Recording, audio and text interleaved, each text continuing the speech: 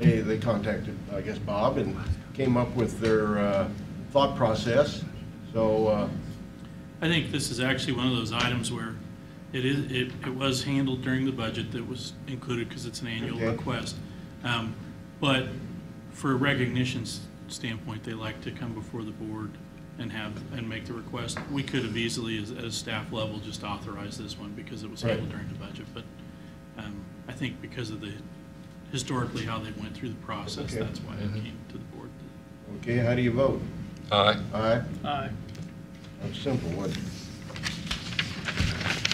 Wish they all like that. it? Yeah. Setting the tone for Is today. this, excuse me, ma'am, is this a administrative? Yes, that was administrative business. Okay, thank you.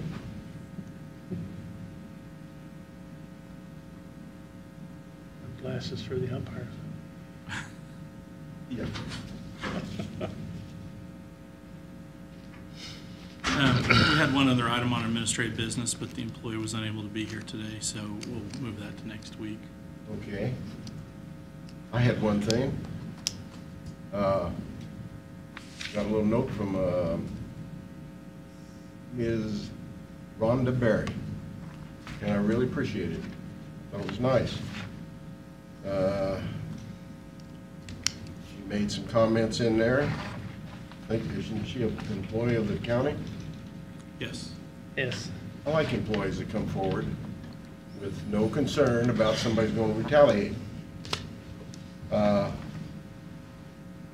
And I had some comments that I would make, but I won't make them now. But I appreciated the letter.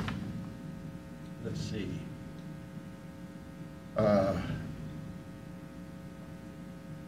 You know, I noticed in something else I was reading, and it was talking about the County Road 1 study, 73. Are we coordinating this all together so we can have a study of the whole county? Is that going to be a part of that project, or are we just going to do a little piece here and a little piece there? It needs to be, you know, sewers, the whole county. Water, the whole county. I think the what started with the County Road 1 study, as we were working through some other things, it was brought up that actually when County Road 1 was built, we put a moratorium on down there with the intent that there'd be a study done for that corridor. So earlier this year, this board asked that that study move forward so that we can get that moratorium lifted. That's why we're just focusing on that corridor for this study. But yes, I think that it's been, there's been ample conversation, and it's clear that this board would like to see a county-wide study done. Right. And that we are working on trying to get, not necessarily a scope, but a projected cost or something like that, so that we can address that and bring it back to the board. Okay. But yeah, I understand that this is just one small piece of the county, and it just happens that because of the current moratorium down there, that's why we decided to go ahead and get this one addressed. I get a lot of phone calls and a lot of conversation on, you know, we're on one. Why do we keep talking about down there, you know? And they've had a little progress, you know. They brought in I guess that was the Unilock. yeah, but the military. The National Guard. That's actually on Chieftain Army Road. Reserve. So, okay, that's all I have. Next on the, we have an employee of the month. That's That's the one one. that the person couldn't be here today, so we'll Couldn't be move here. that to next week. Well, let's see, how about Joe Herring? He's here every, you know, you gotta be here when the ticket's drawn, don't we? No, I guess not. Need not be present to win. Okay. And that will be Stephanie Garner, Garner, in the treasurer's office, and you will take care of that since no one's gonna be here when she's here. Well, she'll come We next were week. going to do it next week. Well, we can do it next week, but, you know. They start on the first of the month regardless. They don't wait until, so the, Oh, no, Yeah. because I caught her parking in that parking spot. And I did overstep my boundary. I kidded lecturer. Okay, next would be the consent agenda.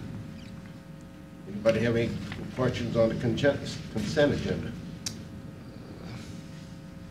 No, sir. I have two. And it would be, well, we do a consent agenda. Well, since we do both agendas at the same time, on the last page, it says February the 5th, and it should say February the 6th. Today is the 6th, it's already the 5th, I don't know. Today the 6th? Yes, sir. Thank you. And it says agenda for February the 5th. Not a big deal. Nice to have Paul Kramer here to talk. Checks. I do have something on checks. Page 3. Open record. What is that? December billing? Or VASOS? I call it VASOS. That wouldn't be the Veterans Administration SOS. So. Anybody got any thoughts on that?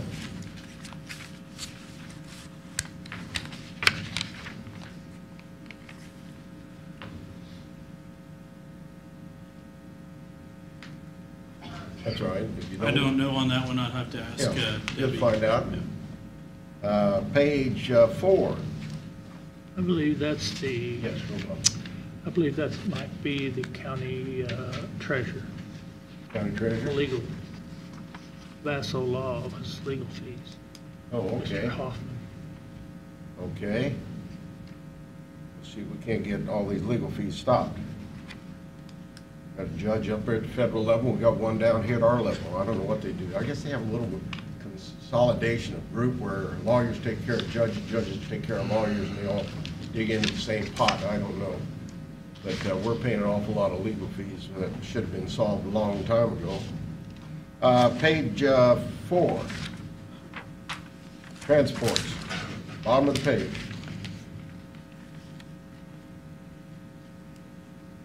First call in.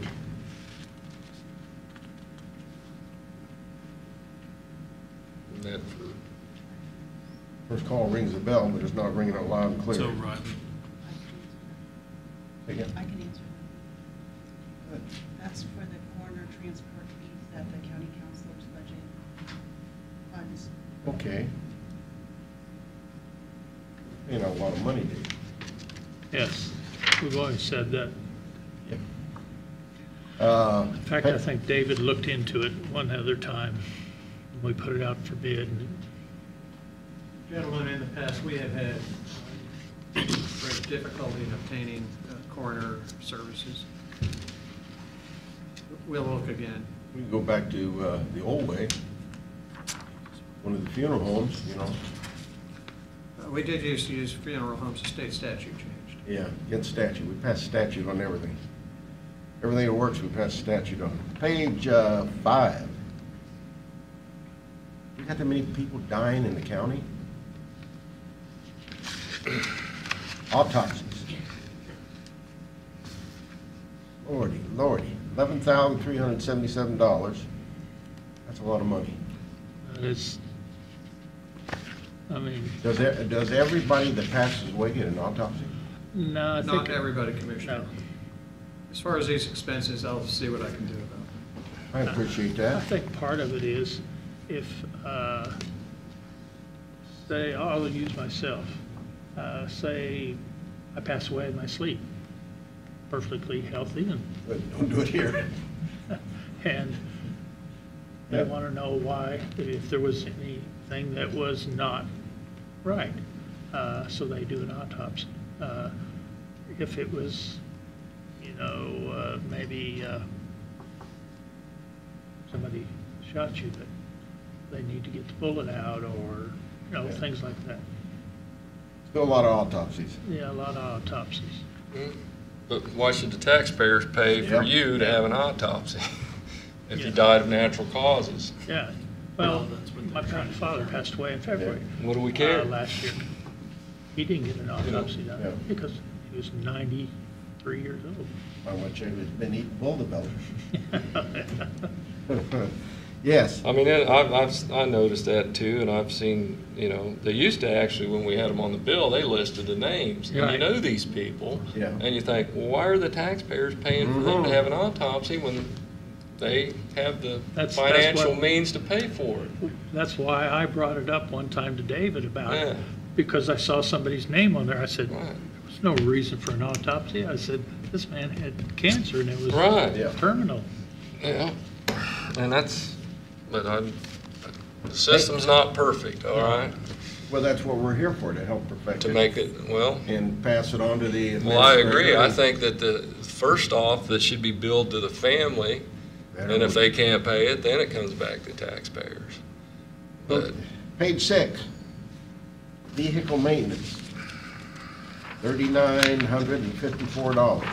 How come we're getting so much private? Not that I don't mind private industry, I'd like to see all of our maintenance go to private, but why are we getting so much vehicle maintenance? Is that something that you just want to check on because you don't know, which No, is I- all right?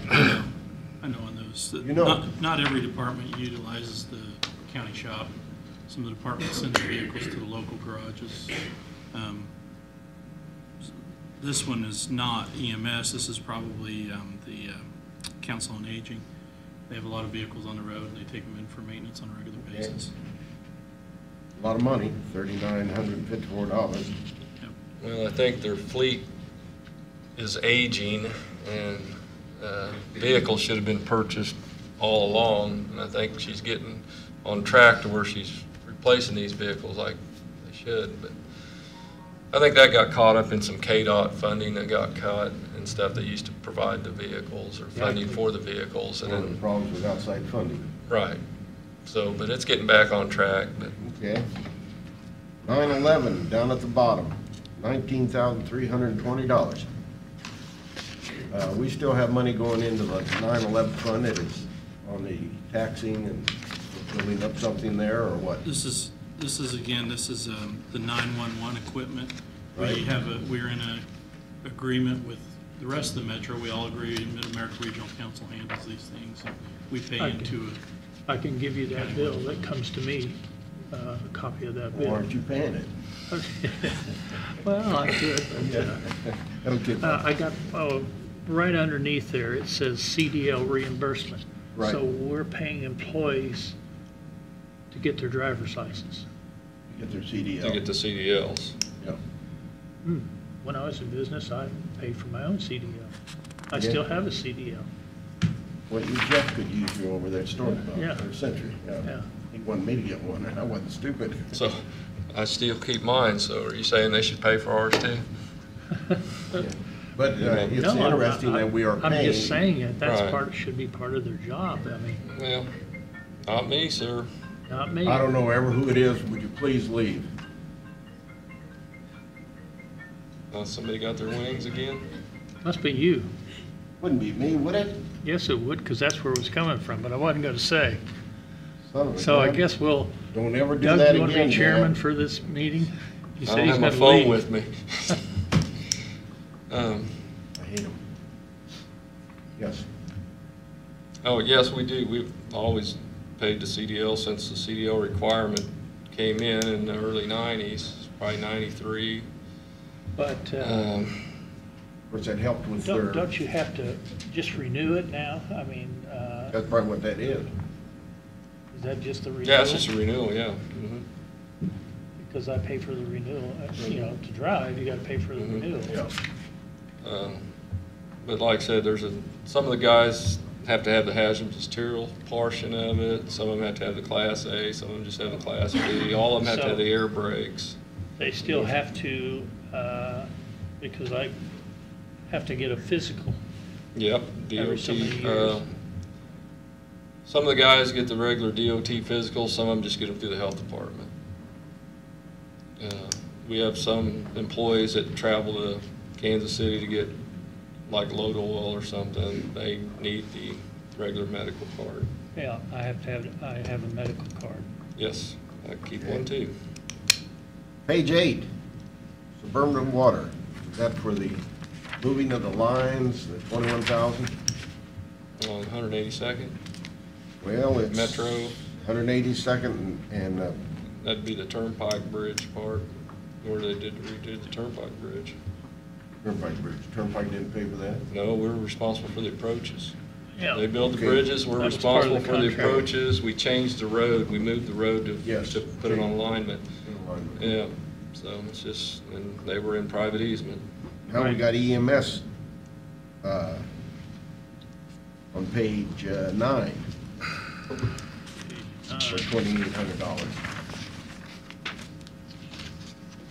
Now, all of that, I don't think we have anybody locally except for Ken's Garage. That, the Rusty Ford, they have no facility to get it inside. The door's not high enough. So I'm just wondering, Well, I saw EMS out here It's at Advanced Advanced Auto. Auto. at best, Yeah, right on the corner there by the Price Chopper. That's where they take Right. them for service. That's Advanced Auto. Yeah. okay. Very good. And I think, well, we got one, page 14.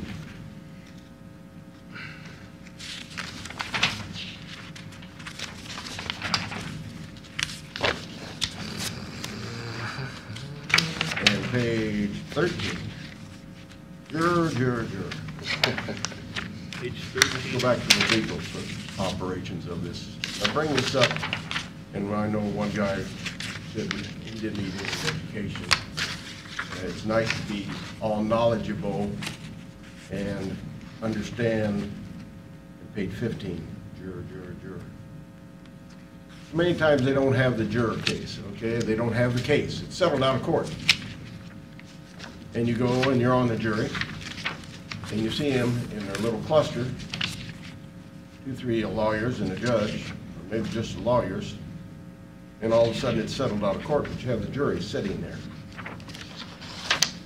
It's always been a curiosity to me why they can't do that the day before.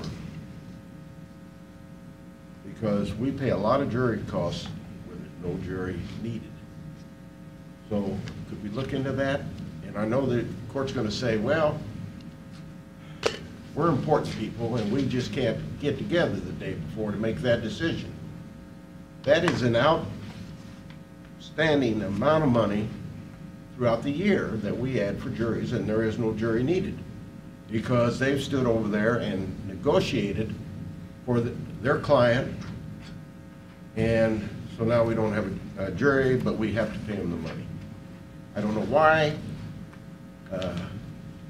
In the aviation world, if you had to plan that way, wouldn't be anybody going anywhere, and you'd have the whole society complaining. But another profession can do whatever they want, whenever they want, and they could get together before and settle that court case. Maybe they're thinking, well, it's not real critical because it isn't the day where somebody's going to get adjudicated or passed into the jail. I don't know. That would be nice to have somebody look at that and come up with an answer. Just a thought, page 17, and I think there was one on the page before. Restitution. One was $440, the other one was $950. No, it came to a total. Who do we pay restitution to? When you have the court maybe awards restitution, so somebody committed a crime and we receive the funds and then we pay them back out or Okay, pass through. that's good, as long as we're receiving and paying out. I'll take a motion on the consent agenda. I'll make the motion that we approve the consent agenda. Second. Second, how do you vote? Aye. Aye. Aye. Very good, thank you. Reports. Community Corrections Quarterly Report. Good morning. Morning, Megan. As you can see in my report, this past quarter we've been very busy with trainings, certifications. We've also set up a bunch of meetings with departments within our county. Some of those have been with the jail.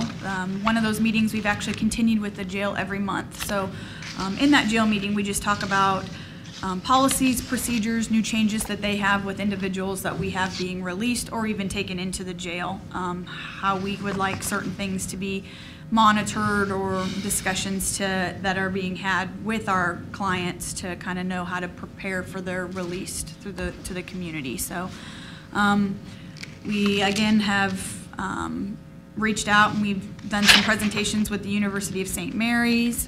I did graduate that Offender Workforce Development Specialist program through Topeka.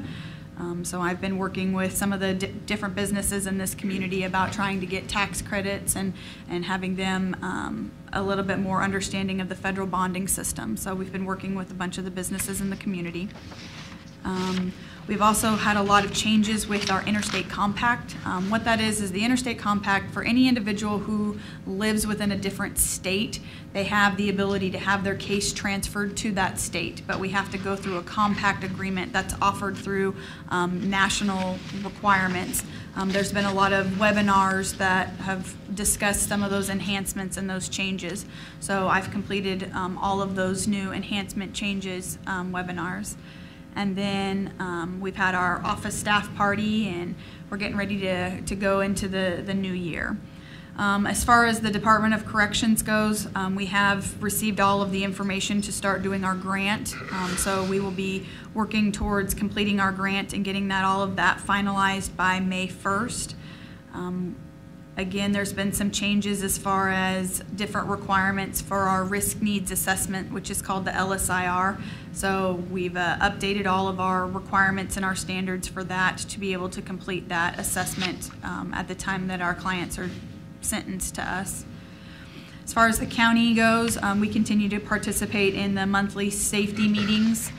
We also have helped with the co-op plan as well as the active shooter plan with the Sheriff's Department. Our office has participated in all the department head meetings, and we've also had a staff member that's participated in the review committee for the policies and the procedures for the county. Again, we've also passed out all of the new policy and procedures and handbook manual to all the staff in my office as well.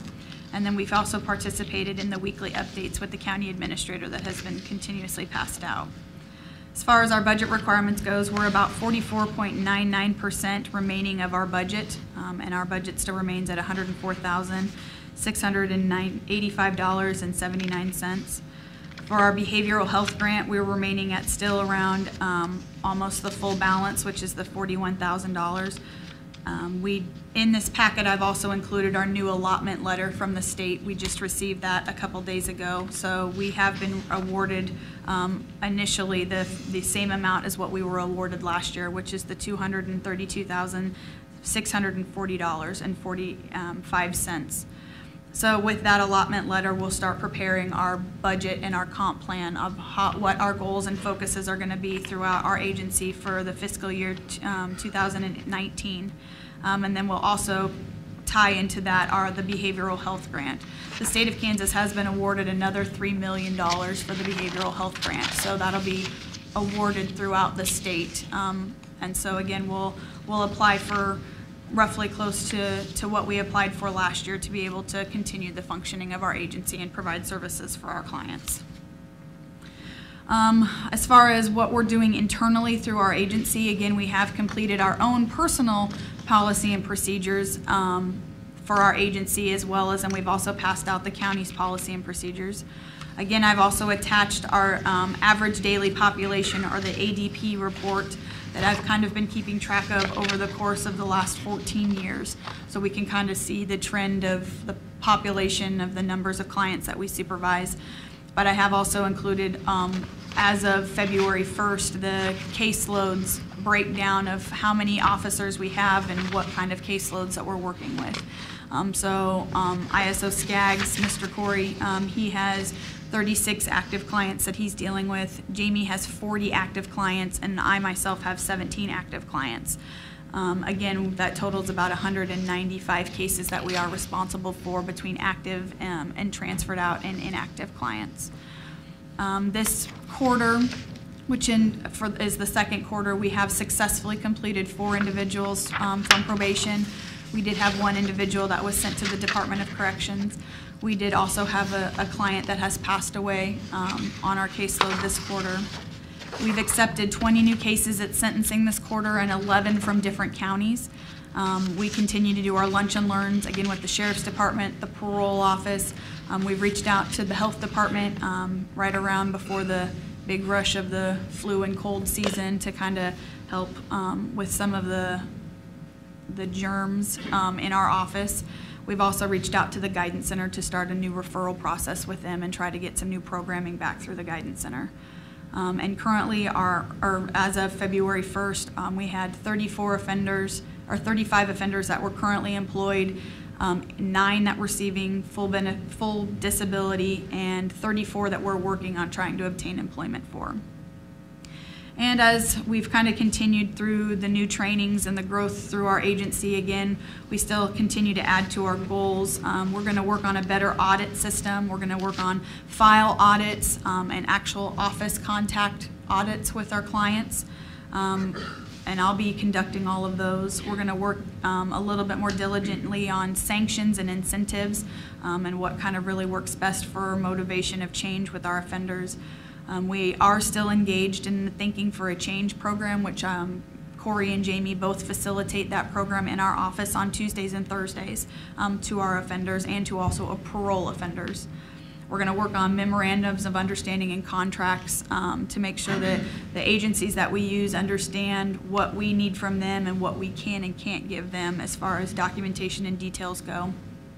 And again, we've just kind of been working on contacting businesses on the bonding and the tax credit for employers and the benefit that it would have for our offenders. Continue working on new programs, working with the jail, and then continue on working with the Guidance Center to set up new referrals, and then our grants and comp plan that's due May 1st. Anybody have any questions? I do. You perked my interest on 2 things. Number one, the $3 million that will be awarded to the state. How many will be vying for this $3 million? All of the jurisdictions throughout the state of Kansas. So do we have a chance on actually really getting some of that $3 million? When I first applied for it, I think the previous director was applying for about $2,000 to $5,000. Last year we received $43,000 based on the behavioral health grant that I applied for. So I'll be probably roughly asking for about that or a little bit more as we try to start more of the programs within our agency. So they can see that your need for it is great. Correct, yes. Okay, because I know with all the caseloads you have, there is a need there. Number 2 question, you say you're trying to get jobs for some of these people. Have you reached out to the workforce? They are on my list to reach out for. I do know that there had been some staff that had been out, a couple turnover changes. So throughout the course of the next couple months, my office will be meeting with them and trying to see what programs they have to assist with this process as well. I am on the executive board of the workforce. Okay. And if there's anything I can help you with, I'd be glad to. Perfect. Thank you very much. Thanks, I Tom. think the employment's a big thing. I do too. They need jobs. We need jobs, and it's very hard to get them jobs, Right. carrying the baggage. Right. We But all I know that think by- employment takes care of a lot of the free time. I very much agree with that. So, Would you have a business card? Do I? Do you have a business card? I can get you one in just Okay. a second. I'd like to leave it with our director down there at the workforce. Okay. And so she maybe can reach out to you if you have trouble reaching Perfect. out. Thank you very much. That would be very helpful. Administrator, have any questions? Okay, very good, thank you. All right, thanks, Thank Megan. you. Next is Lebanon County Department of Juvenile Services.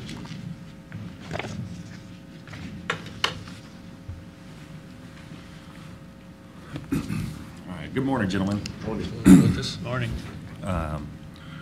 So for fiscal year, the comprehensive plan that was given to us by Kansas Department of Corrections, I have attached the allocation letter for the district. That's Leavenworth and Atchison. We will be splitting up the $547,000 and then $39,000 for prevention programs. It's pretty much the same that we've been getting the last 2 years, so there will be barely any changes to. When you say splitting, I mean, Ashland gets half, we get half, or is it? No, No. no, it's not half and half. Okay, very good. We'd be in the hole, wouldn't we? Yes. Right, that would hurt us a little bit. With that, prevention programs, we do have to, put ads. We have an ad in the Leavenworth paper. We also have one up in the Atchison paper for anybody who's interested in applying for a new prevention program. And that would be like a mentorship type program or something for juveniles to hopefully, keep them occupied. Whereas the adults, you guys were talking about having jobs and things of that nature. A lot of juveniles can't be employed, obviously, because of age. So to provide them resources within inside the community to, as you guys say, keep them busy. And there are new restrictions for that. They used to be able to serve pretty much any level of juvenile. Now they have to fall inside of a group it's called the tertiary group, and that's pretty much youth who have risk factors to become part of the juvenile justice system. And then right now, pretty much that's all we'll be working on for the next couple months, is filling out the application and trying to get applications for the prevention programs. And those will be approved by the JCAT and signed off by you guys. Right now, we're also working on rewriting the departmental policy book. That's something that due to other issues with the Kansas Department of Corrections, I've been kind of neglecting over there. So with the new county policies that have come out, I think we can make a better match for our department as well. So that's something that's really been needing updated in our department. In the JDC, in the Juvenile Detention Center, we have money that we need to put into the actual building. We are looking to paint the upstairs area. It's been quite some time and it's looking pretty shabby up there. So we will be looking for bids for that, as well as a new speaker and intercom system that goes back into the juvenile cells. So we do have, like I said, we already have money for that in the budget, and we'll be asking for any money or anything like that. Okay. And then we are preparing also for the Kansas Department of Health and Environment audit. Every year they come to make sure that we are in the JDC following compliance of the regulations book. And every year they'll hit us on small little things, and we have so much time to have a corrective action plan as to how to fix them. And I don't think since I've been here we've had any big violations or anything like that. Juvenile intake and assessment. We met with the Kansas Department of Corrections public administrator, just discussing new technologies to provide a better database for the entire state of Kansas. Like I said, in the past, we are having more juveniles come into our community, whereas in the past we could send them to group homes out in Junction City and other places in Kansas. So to be able to monitor their path throughout the state of Kansas is very important. And so we're just trying to see what we need to do to provide them with any information that they need to make an actual statewide database, which would be very helpful. And then community corrections, youth on probation. I have 2 full-time staff officers. We have 7 in the juvenile correctional facility, 3 that are currently AWOL, and 24 that are managed in the community. And that's pretty much been standard throughout the year. Do you ever correct the AWOL situation? We don't go out and hunt them, so Yeah, I mean, they do eventually show up, and they usually come back home. So. Time of war, they get shot. Okay. We don't do that anymore. Correct. And I believe that's all I have for you guys. You guys have any questions? Any questions, Bob? I do. Okay. You mentioned the juveniles can't work because of their age. What is the age spread that you deal with? In the state of Kansas, juveniles are actually between the age of 10 and 17. So, 17? So 17. But, So So the day before I they guess turn what in. my idea is jobs again. And I've been talking with several people from the agricultural community, and they're looking for part-time people that are in school, that maybe want a job that would come in the afternoon to help with chores to do, feed cows, feed hogs, whatever. And is that something that you could reach out to and maybe find them a part-time job, or? Oh, yeah, definitely. So maybe I misspoke a little bit. So the youth that we have on probation, those youth are usually between the ages of 15 and 17, which is working age within the state of Kansas. Okay. And I was thinking that you had older people. Right. I call them children. I don't know if they're children or young adults or. But I think that keeping young adults busy keeps them out of trouble. Right. And one thing we implemented was we actually have a board in our office. So when they come and visit the probation officers, there's a bunch of job postings up there. And obviously their skill level is going to be around the service industry. And so that's pretty much all that's up there. But I mean, we even push it out to like the Legends area if they're able to work out there. Transportation's a big thing, though. Mm-hmm. Okay. Doug? No questions? Brought up curiosity, I got free lettuce for my rabbits and 50 cents an hour, and that's 12, so times have changed, so. No further questions, appreciate it. Thank you. Thank you, Lucas. Planning and zoning. It's unusual.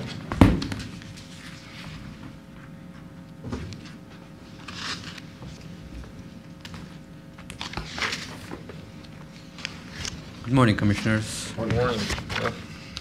Planning and zoning, we are doing business as usual. We have a lot of activities going on. It's an ongoing process. Planning Commission meetings, Board of Zoning Appeals. I would like to highlight some of the special projects that we are involved in. Number one, we're working with the cities to work on the urban growth boundary, the new maps, and most of the cities have given us the data, so we have updated them. We're also working on an agreement with the cities to make sure they control the growth within certain areas within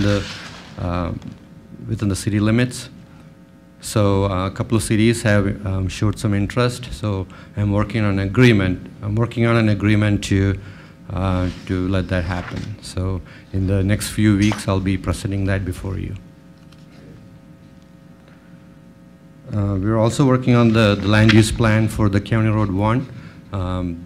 We have received all the information from the consultant. I'm waiting for one more document from them, and I'll be presenting that before you next week. And within their area of the urban growth boundaries. But I'll be giving you more information next week. Also, the access management plan, we'll be discussing that in detail today, so I'll wait for that. Also, we are working on a new project.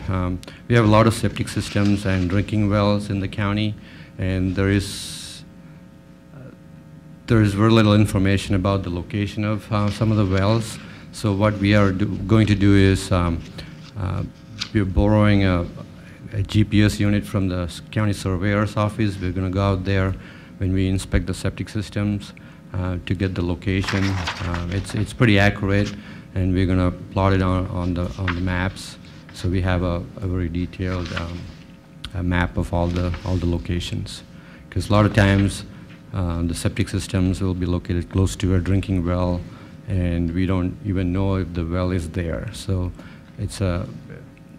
I think we need to do that because it's a safety issue. I wonder if that's nice, but that turkey that we had out there on the farm had no respect for our drinking well. They like to sit up on top. It's my responsibility to check my water. So we're not going to get into that area, or we were No, no, we're not checking the water. That's state has a program for that. We just want to make sure that the septic systems are away from, it's 50 to 100 feet away from the drinking wells. So that's what we're trying to do. Well, actually, the state doesn't have any authority over private wells, do they?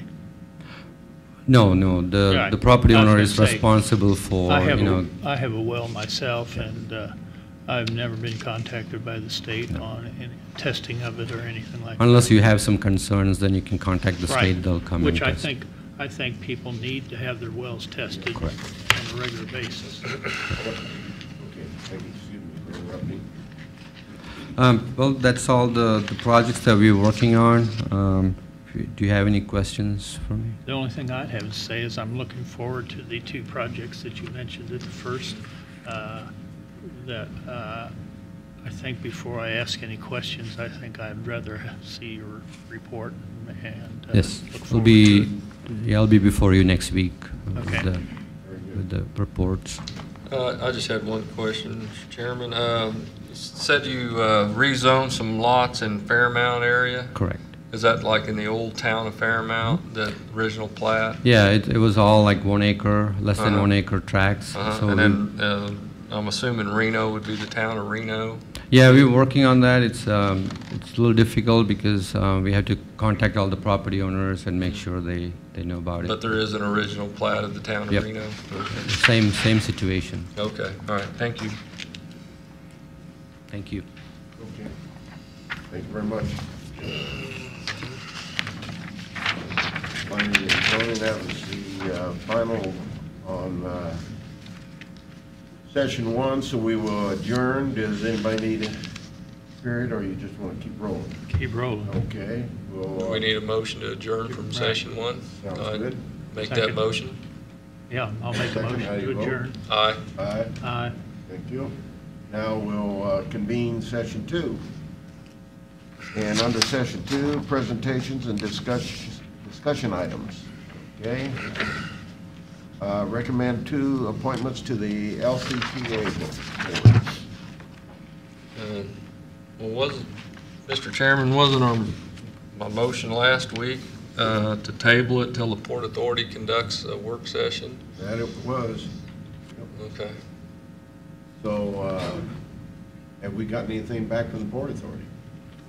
Haven't heard anything as far as the work sessions for those go. We have had some conversation or discussion on another committee that they're forming, but not on this particular topic. Of course, the problem is, well, I guess they still have 3 people, right? Yes. So there's They still still have a quorum. 4. Yes. I thought we agreed, though, to go ahead and appoint the 2 remaining departments for the Port Authority, because we did agree to the funding. Is that in the minutes? What did we agree to? There's my motion, right there. Motion. I mean your motion. Motion. To adjourn, that's good. Motion made, Commissioner Smith, second by Commissioner Holland, to table the issue until after the Port Authority conducts a work session and comes back with a solution. I guess the solution was, how do we resolve the financing and the I appointment? thought that's what we're waiting for them to come back to, is financing long-term. Right. And, but as far as appointing someone, I think we, by stating that we gave them the money to operate, that they need to have a full board. But I thought what brought all this up was the county funding, and city was able to appoint. Well, I think the discussion last Right. week, the LCPA chairman asked if the board would consider going ahead and appointing and filling the 2 open Right. positions.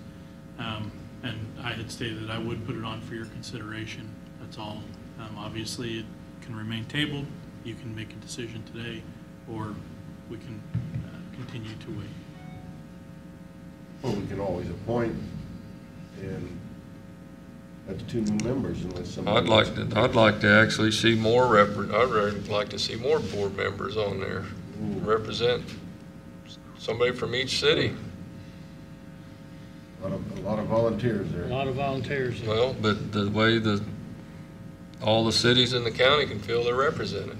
I think I'd rather wait and see if we're gonna have a 5-member commission or stick with the 3. Then we're gonna have more districts. Okay. Reno to have a member on that too? That would That's be. Well, To me, if they have a I know that commissioner, is. then I think they need to have a, Right, go ahead, put them on there. They do. right. You're their representative. I am.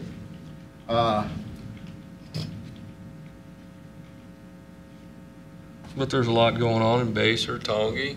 Yep. Like you said, we can't forget about Linwood. But you know, Can't forget about Easton. I'm in my There's- 9th year now, okay? Your 9th year. Okay. And I've never in my total 9 years, have I ever just worked for District 1 or District 2. And I don't think, well, I'm not gonna go there. I have some feelings that some people just work for their district. It's a total county. Mm-hmm. So I've never seen myself working, although I talk about Easton a lot, but I don't represent Easton. No, But I don't see. that's why I brought it up. I don't We see- represent the whole county. I don't see That's that as a right. problem where each city needs a representative on every board we have. I don't either. So, That way they feel they're represented. so I guess what is your feelings? We could go ahead and appoint. We don't have to wait for that report back. And if we appoint, we've appointed, and I don't think the city would object. Pass it on for their reference. I don't especially want to pass it on for them to say, I don't know if I want Joe Blow. And if the financing is vague, then the appointing is vague. If they don't like it, we can, as I say, we can always disband it, start our own, do whatever we want, because we're financing it anyway, so. I would like to hear back from the Port Authority. Do what? You want to wait and hear back? I want to go ahead and appoint them. Okay.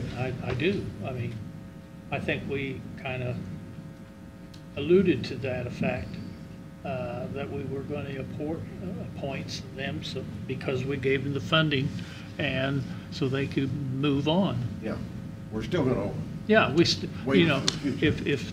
if the city comes and says, no, we don't want John Blow, well, we could either say, well, that's, with Cookie Crumbs, he's on there. Okay, I'm going to go along. Do we need a motion on that for, to go ahead and appoint? Yeah, we would need a Because the city motion won't for, take it as official if we don't. we would need a motion for each individual that you propose to appoint to that. Okay. There were 4 applications that I think there's more than 2, though. No. I mean, there's 2 people to appoint, but there's more candidates than. yes, Oh, but you yes. have Right. that information in your packets, so you need to make a recommendation for 2 people, Yeah, if that's your intention. I'll be glad to make a motion. Okay, So we're appointing the cities? We're appointing 2 people, and then it'll be the city's prerogative to Yeah, approve 2. or not approve.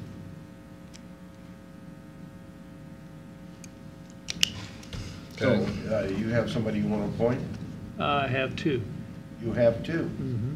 Then we can maybe move one out, we'll move one in, so we'll go ahead. Who would- I make a motion that we reappoint Bob Patswald as member of the Port Authority, and I also make a motion to appoint Vernon Fields from Baser, that's down in the 3rd District. I think he's a very smart, very capable man, and I think he does a good job, and so I make that motion. Okay. I'll second the motion for discussion. Discussion?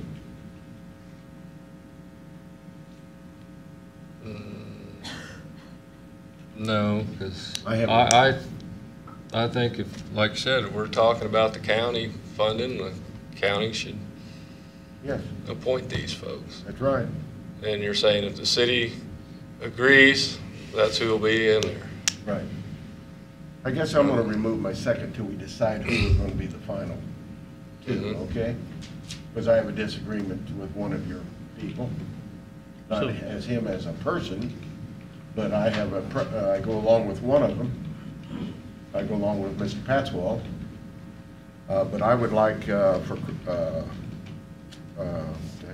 name, Chris, going blank today. Chris Donnelly. Chris Donnelly, thank you. Okay, well, I'd like to see Rod Sturgeon. Okay? So we have three Who's different. the other one that you'd like to see? Well, we already Well, I got- said if the county's appointing, then Mr. Pathwell's in the city, and if the whole thing is the county's funding it, and the county chooses, us, then I would say Vernon Fields and Rod Sturgeon. I Okay. want county representation. So we have So both of them from third district. Mhm. That's where the growth is, that's where everything's going on. I went by because I think of, I think Mr. Patswald is very No, I knowledgeable know, on I this. agree totally. Uh, I've known Mr. Pathwell for years, but let's face it, where's it going on? It's going on Base or Tongi area. That's we- where the growth is. so we have two. So we're just going to give the money just to Baser and Tongi and forget about the rest of the Didn't county? say that. I Just would saying we're maybe represented. suggest that you handle them individually instead of trying to put them as two. Right, You we do have, you we do have them two for Mr. individually, so make Patswell. a Would you like to do motion for one. I'll get a motion to approve Mr. I'll Patswald. second that. How do you vote? Aye. Aye. Nay. Very good. Now, we have Chris Donnelly, we have Vernon, and we have Mr. Sturgeon. Sturgeon. And so we all three differ. All three differ. So then one of you could make a motion for whoever it is you support. I make a motion that Vernon Fields be appointed to the Port Authority. And I think he is probably the most knowledgeable people of the three candidates. I think that we've got to have confidentiality on this board, which I don't think that the other two candidates have that. I think that I think we need someone that's, and I'm not saying the other two aren't intelligent, because I'm not. I'm just thinking that Mr. Fields is a very qualified person. I know Mr. Fields, but I agree. I agree that the other candidate's very qualified. But, like I said, I think that the Port Authority needs to expand this board, that every city has a representative on there. I have to disagree with you, because then we're gonna have to get a bigger building, because we won't have enough room to seat everyone. Yeah. Okay. Well, that's fine. We the There's people. been a motion for Vernon. Be accepted. Let's see how many we can get to die. Well, that's dying. Okay? I'll go with Chris Donnelly. A motion to approve Chris Donnelly. He would be my last choice. Nice choice, that's good. Died of a lack of second. I have lack of second. Motion for Rod Sturgeon. No. Okay. You want to start over again? Yeah, well, yeah, I make a motion for Vernon Fields. Second it. Discussion? Like I said, I want to see a representative for each city on that board. We'll work that out after we decide. Nope, my motion last week was to table the issue till the Port Authority conducts a work session and comes back with a solution. That- I'm looking for a solution. If we're going to have the Port We can Authority still make support the it, solution that you want with the Port Authority. well, I'm assuming if we're going to make these appointments, we're deciding we're staying with the Port Authority. But you're saying we may not stay with the Port Authority? You're saying we may not fund it? It's been brought up that we might not stay with the Port Authority.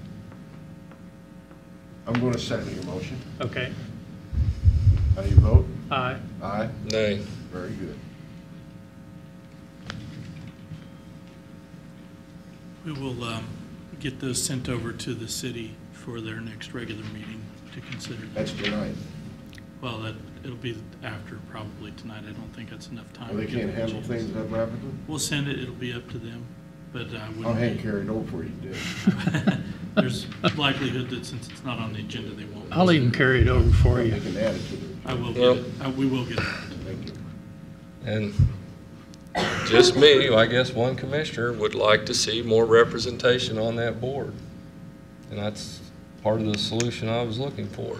Well, that's why I give all the finances and everything, I question everything, because I want all 76,000 people to have an input. That's correct. And they do. And each city has needs. Each city has needs, and if you take the 10 million we've handed out to two, economic development, and we need to be concentrating on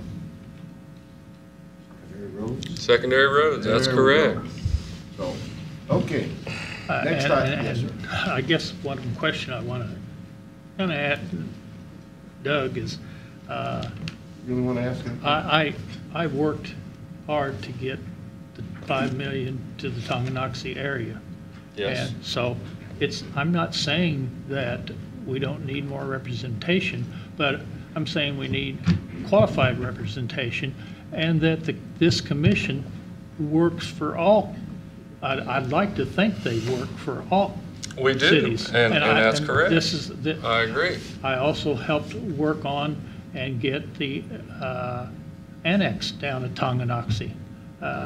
So it's not that I'm not working for Tonganoxie, I'm not blackballing them or anything, I'm still working for them. Right. Even though the Tyson thing didn't go through. Mhm.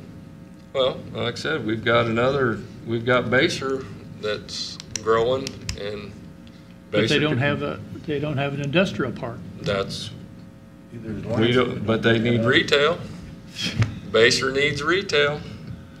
Okay. Uh, We can't help with that, it's head count. Okay. Well, they're getting their head count. I mean, look at all the homes being built. Now, It's a long way Yeah. off. Okay. I don't think so. I think their retail's gonna, but their needs, Baser's needs are different than Tonganoxie's That's needs. true.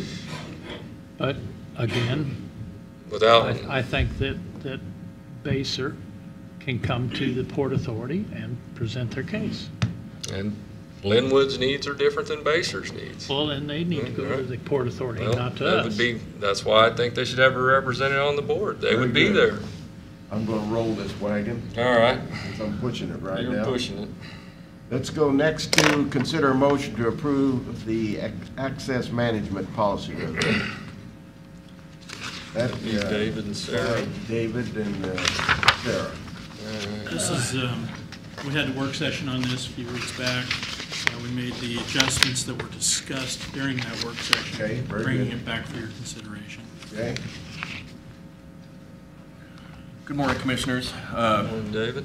As Mark said, on January 16th, we had a work session with the board to discuss two proposed resolutions. The first of those was the access management policy revisions to the current resolution.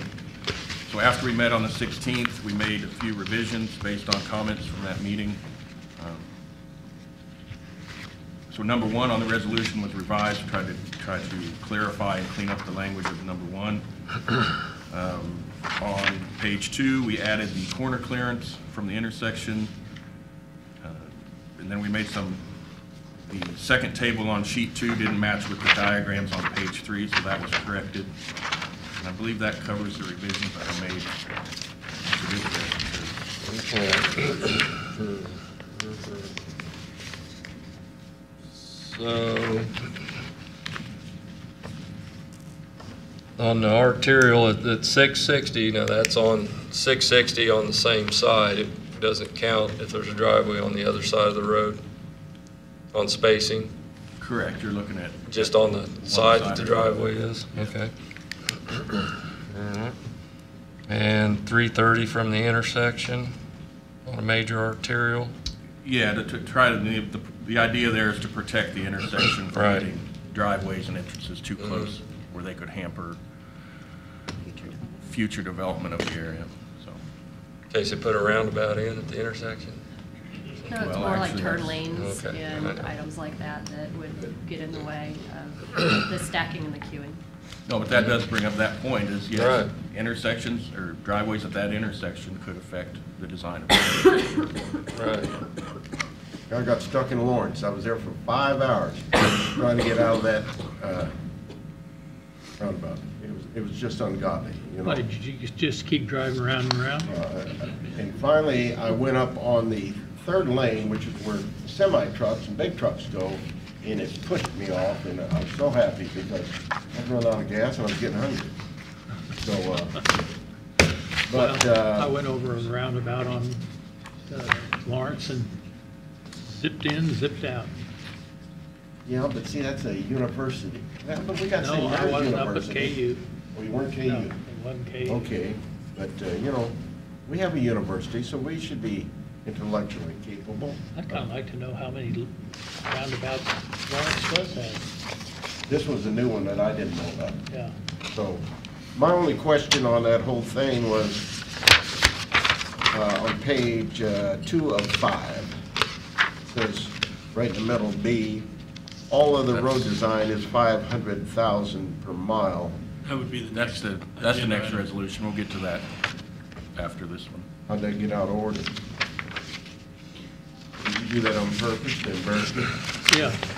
Oh, God, I'll never get over it. Now, why don't I pull out the other one? Let's see if I had anything. That's what I get for doing my homework, isn't it? Okay.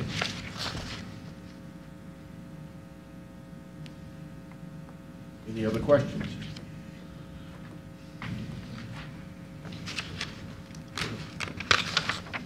Silence? Well, I have questions. I kind of wonder if this is going to impact the local agriculture person that is living out there, or just, say, John Matthews, he buys 100 acres, and I don't know if he has children or not, but he has 3 children, and they want to move out into the county, and all of a sudden, he's got to pay this wad of money because he wants to give them the land. And that's the next That's agenda the- item. This Yeah, one's just I the know, next. that is the next item, But we're still on the access management plan right Yeah. now. So if we can, I think this is in conjunction with this access plan, Well, they're separate resolutions. Yeah, Yeah. that's right. Yeah. but Let me just take the embarrassment, don't. We'll, I'm just not for it. Mr. Chairman, are you looking for a motion? I'm looking for a motion. Let me look at this.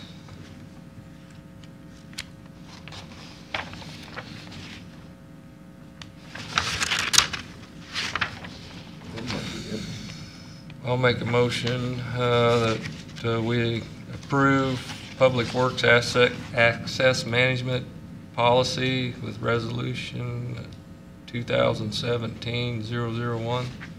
no, that's one we're. Oh, that's one we're replacing. Okay. This would be 2018 2018. what? Be the 2018. 2. 2. All right. Okay, 2018 bill Yep. 2. I'll second that. With some discussion. Anybody here want to speak on this access management before we vote? I thought they would, they've already read that, haven't they? Because Well, this was revised since our I know. last meeting. they revised it. If I was doing it, I would be investigating before I come to the meeting. I would have investigated, did I? But we like didn't it? allow public comment for session 2. We only allowed it on session 1. We'll go back up and do public comment. Is everybody happy with the amendments that were passed on to us that we, I guess, adapted to all of them? Is that what I'm hearing from the Public Works? everything that was passed on to you from the public? I believe the majority of the comments that were brought up in our work session have been addressed. Does anybody have any comments on the minority of it? Yes, Mr. Herring.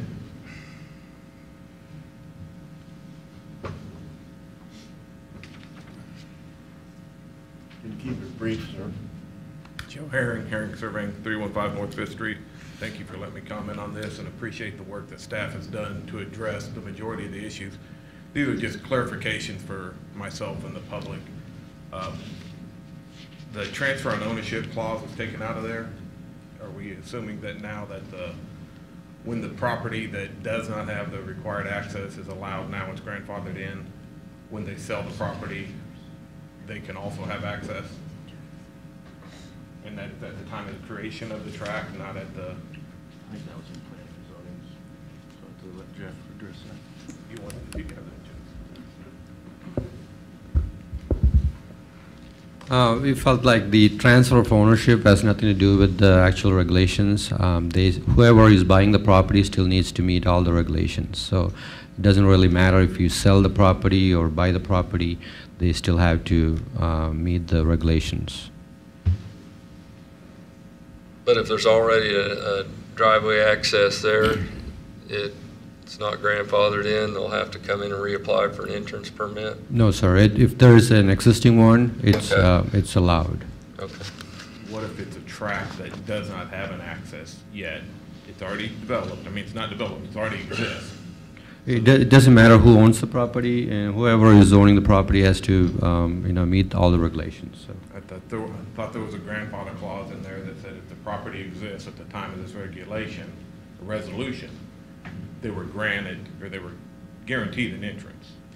Yeah, it's nothing to do with the sale of the property. I mean, they can still sell it. Whoever is. That's not what I'm asking. I'm asking if my tract exists today, I do not have an entrance right now on my tract. Correct. This resolution passes, and now I can't meet the regulation, the site distance or the spacing. Am I not guaranteed an entrance? Because I was before this resolution went into place through grandfather clause. If you come in to divide the property, Not dividing. okay, if it's existing, It's an existing property with no driveway to date. Are they still guaranteed a driveway per the previous resolution that was before this board 2 weeks ago? What are you referring to in the previous resolution? There was a grandfather clause. The in there, work wasn't there? session, when we were in the work session, There was nothing in the previous. in the, not in this policy, it was in the next policy, in the RIF and DIF, actually, there was the language that we removed because it was, yeah, there is a transfer of ownership doesn't actually apply to this resolution, because whoever is buying the property, they still have to go through the same process. So it has nothing to do with the sale of the property. But I think what Joe is trying to clarify is that if a parcel exists and whether a driveway will be allowed on that parcel. Page 2 of the access management policy from last work session. Article 2, grandfathering exceptions due to the access management policy regulations. That's planning and zoning, that's not the access management. That's Planning and zoning. So that will go before the Planning and Zoning Commission. So what I'm asking is, if an existing parcel of ground today already exists, and this resolution passes, that now makes it, they're not allowed a driveway, but they could have had one 5 minutes ago. There's nothing in this resolution that changes. I'm not asking, I'm just asking, are they That wasn't guaranteed an addressed. entrance? That wasn't addressed in the previous resolution, that's not addressed in this resolution. Those have to be looked at on a case-by-case basis. So they come in, then they have to address that with planning and zoning and public works to see if they can get an entrance. So there's a chance that there are properties out there that have road frontage that can't meet the site distance for the access management policy and will be denied an access. I think the current policy is much more restrictive than the new policy, so I don't Yes. understand why it would be harder for them to meet these requirements than the existing requirements.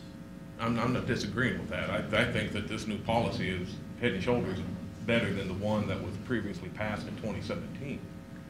I'm just worried about,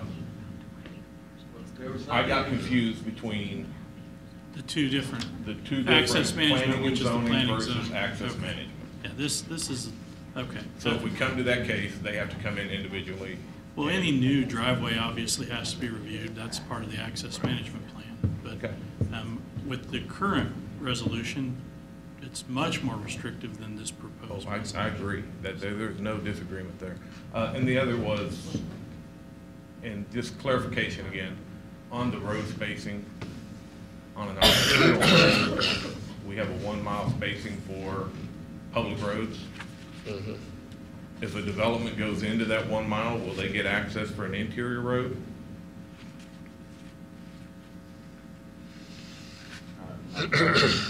Okay, on this right here, driveway spacing 660, but you have future road spacing of a mile. On, let's use Millwood Road. You have a mile spacing on Millwood Road. But the guy owns the middle 40 in that mile, and he wants to put in a development, an interior road. Will he be allowed to put an interior road if it meets all site distance and everything else? Yes. Okay. That's just a clarification. Hopefully that's what we're encouraging. That's what I thought we were encouraging. That's just, when I read it, didn't come through clearly. That's not what I read. No, Maybe I misunderstood what. Me, likewise. But when you mentioned Because- Millwood Road, it cleared it all up. Yeah. Thank you. Appreciate it. Glad you allowed comment. That was productive. Well, that's old IMAC, see. Oh, I see. Yeah, Joe got his education IMAC, very good Okay. education system. So we have a motion to accept 2018-02, is that right? That's correct. And was there a second on that? There was. Yes, that's what the discussion was about. Okay, how do you vote? Aye. Aye. Aye. Very good. Now I'm back to sequence. Now we're back where we need to be. Yes. Now, Consider a motion to approve the road improvement fee and development improvement fees resolution.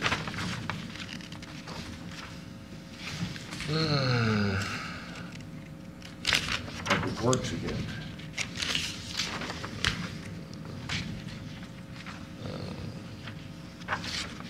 Again, we currently have a RIF program in place. This is an update to that program. The previous policy required the RIF in one lump sum. This actually splits that into a two-phase approach where the developer would pay a portion and then the builder would pay a portion. Again, I think we tried to implement any of the recommendations from the work session into this proposed policy.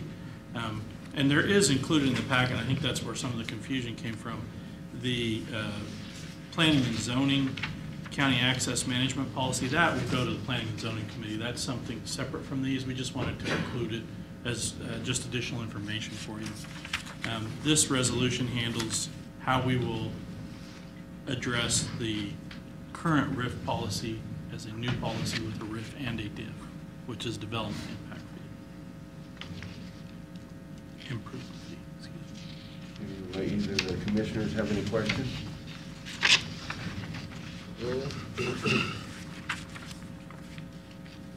While you're looking now, since you've gone back in sequence, everything's gone, we'll go through it. they did that on purpose. Yeah. I told them to.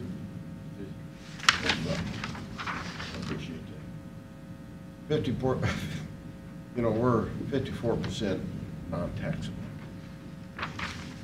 So I'm still concerned about all other road design is $500,000 a month. That really concerns me because then we're getting into roads like Eisenhower, McIntyre, and 147th Street.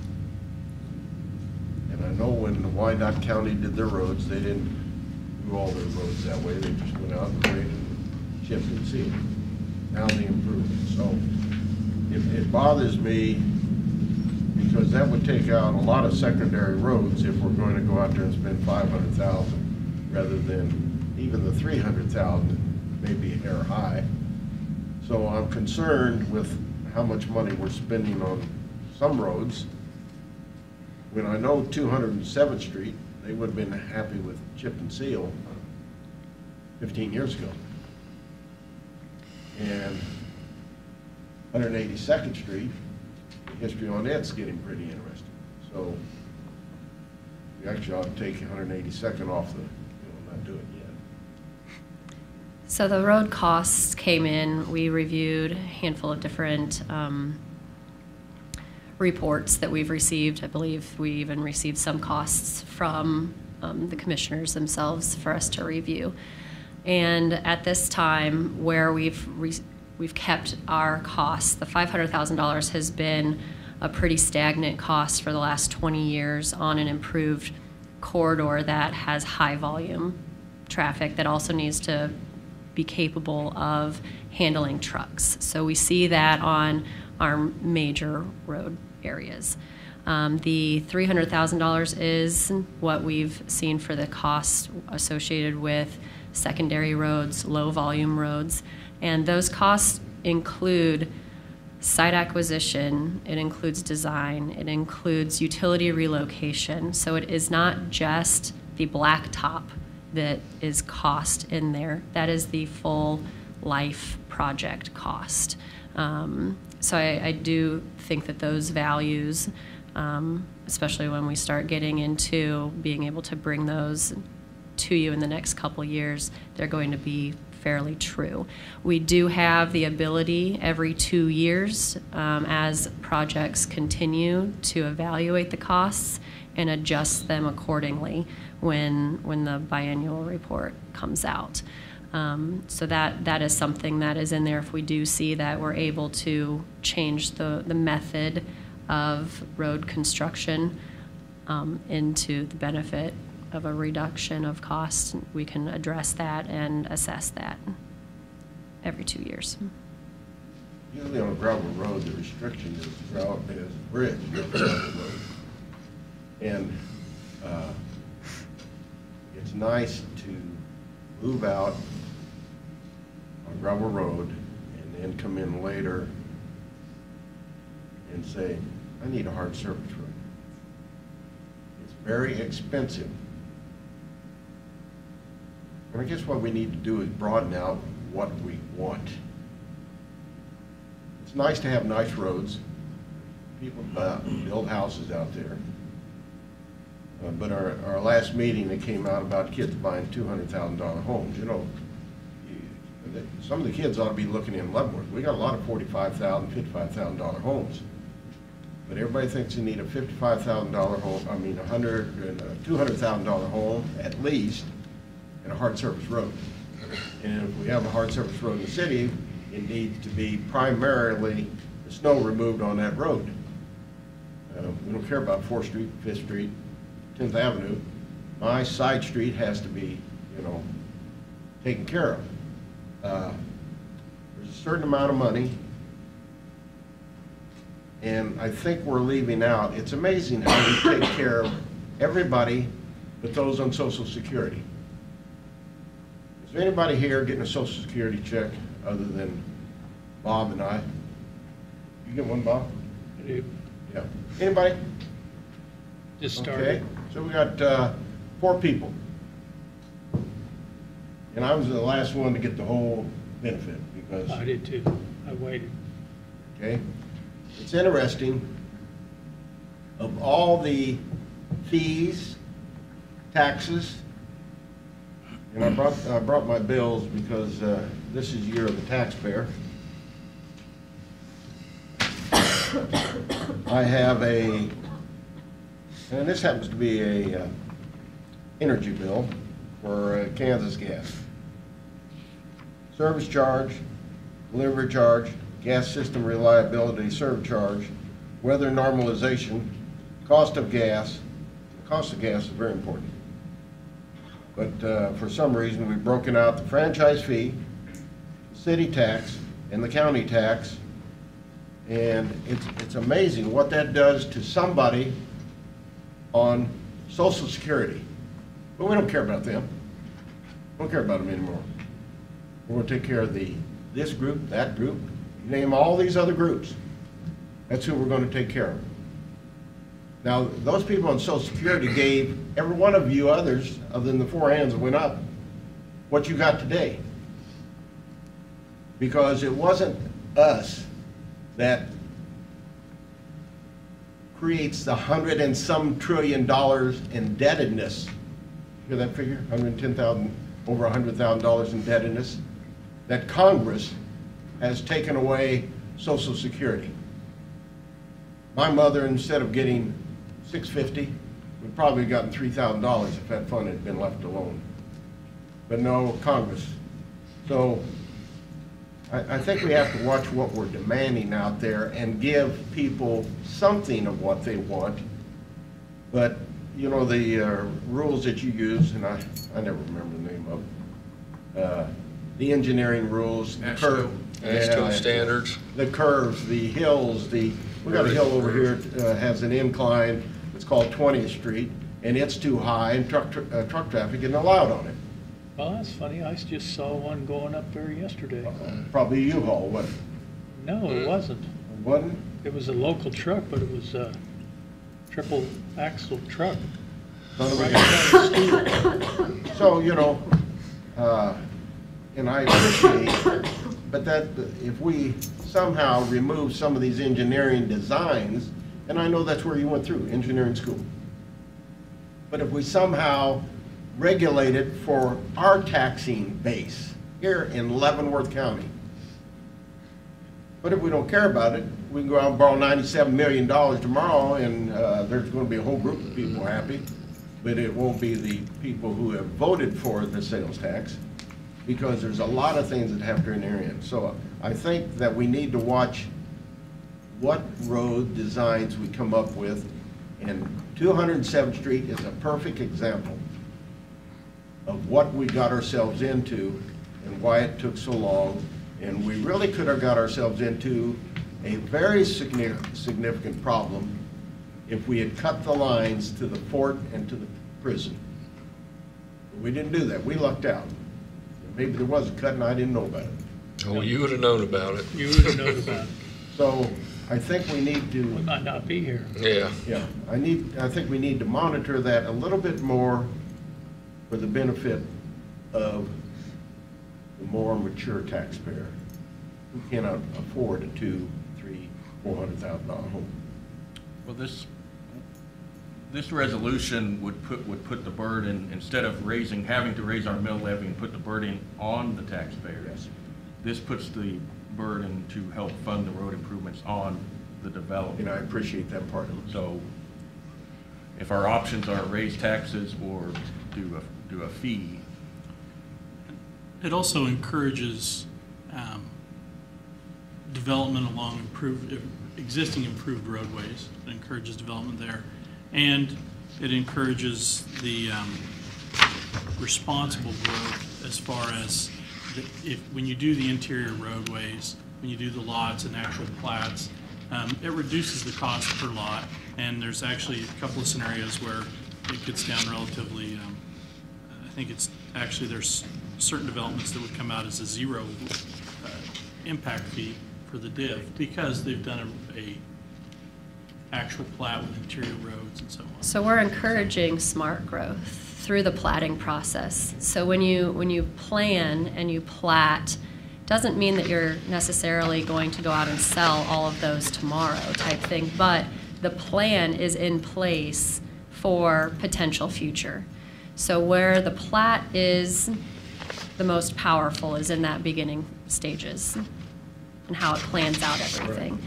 And when you plat specific lots and you have a plan in place, that's where the developer can reap the benefits of how this particular fee structure is set.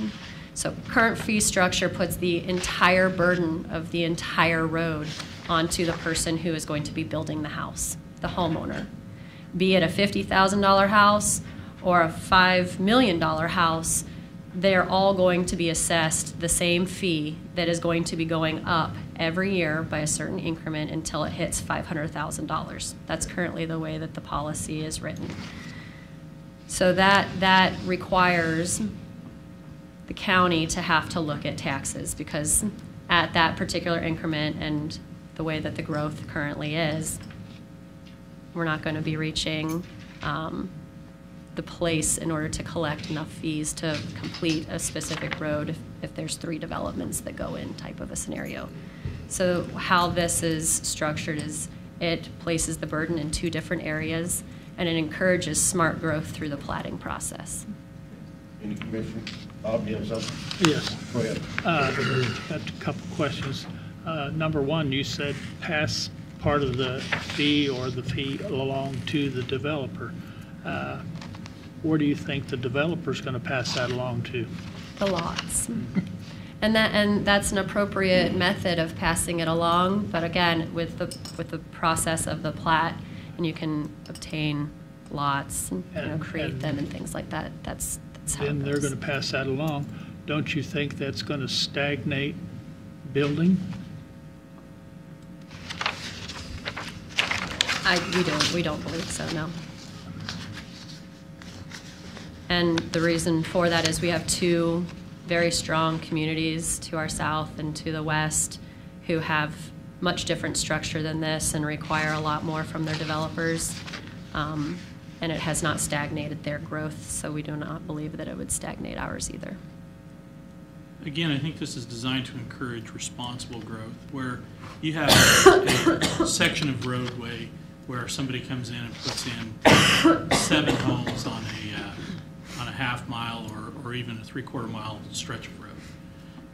Those 7 roads will never generate the tax base that's needed to improve that roadway and maintain it going forward. This fee helps to collect enough that we can develop the road, but maintenance is still going to be a struggle on that same stretch of road based on just the taxes.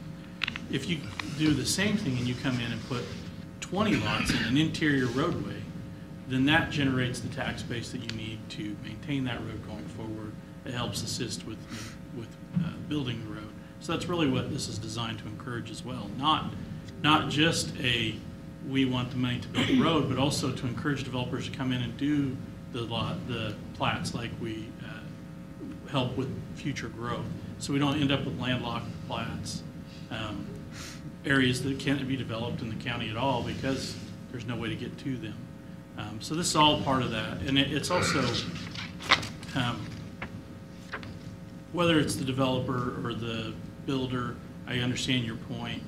The developer is going to put it on the price of the lots. Yeah. But again, encouraging the developer then to do a smart development. They could get by with no improvement fees if they do a smart development with the interior lot plat and so on. I'd like to hear from Yeah, some of the let's developers. go get Doug. Okay. Doug first. Well, what if you're not a developer and you just buy 160 acres and you want to put a house out there and you got a half a mile of road frontage? This is only collected during the planning process. Okay. If you're just building, like you say, on one house on 100 acres, then you're Doesn't not paying apply. it. You're paying the RIF like you do now, like you would, but you wouldn't pay any DIF. The DIF is only collected at the time of platting. If you're not Okay. platting, the DIF doesn't affect you. So if you have enough acres that you want to give to your children, A lot split. Yeah. We added number 2, DIF shall not apply to tract splits, just for that exact purpose right there. See, the cities do that today, like you said, we had a sewer assessment living in Leavenworth when we were there. We still are in Leavenworth, but there was an assessment that was put on me. The developer, he didn't get it, so. right? Is there anybody from the audience that has a question that wasn't resolved from what you've read before and you've studied it in great detail? Yes, Mr. Herring.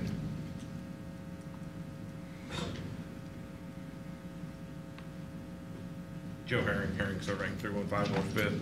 I apologize for my length of questions here, but they're more than just that last one. So, Very good. First one, I like the fact that track split's been taken out. But in several times within the document, it still mentions lot splits. And I know in the past those have been interchanged. Lot splits likewise are not affected by this. No, lot splits have to do with the lot, planning zoning, correct me if I'm wrong. A piece of ground that's already platted and then they're doing something with that, that is a lot split. Yeah, track splits happen when it's not platted, but lot splits, it always happens within a plat. So it's within a platted subdivision. You can split a lot into two without going through the process. So we're in a platted subdivision, gonna do your one-time lot split. This fee would apply to, Well, if it's on gravel, if it's been platted, then the diff has already been applied. well, let's say it's platted 5 years ago. Then that's already addressed in this too. Am I correct on that? But if it hadn't been platted, No, this would apply, the diff would apply to lot splits, not track splits. Yes, but if I'm already platted, if this subdivision is already platted, it's an existing plat, then that is grandfathered, I believe, isn't it?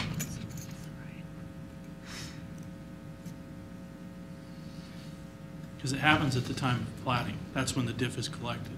So it's already been platted. It's already, so they're waived at that point.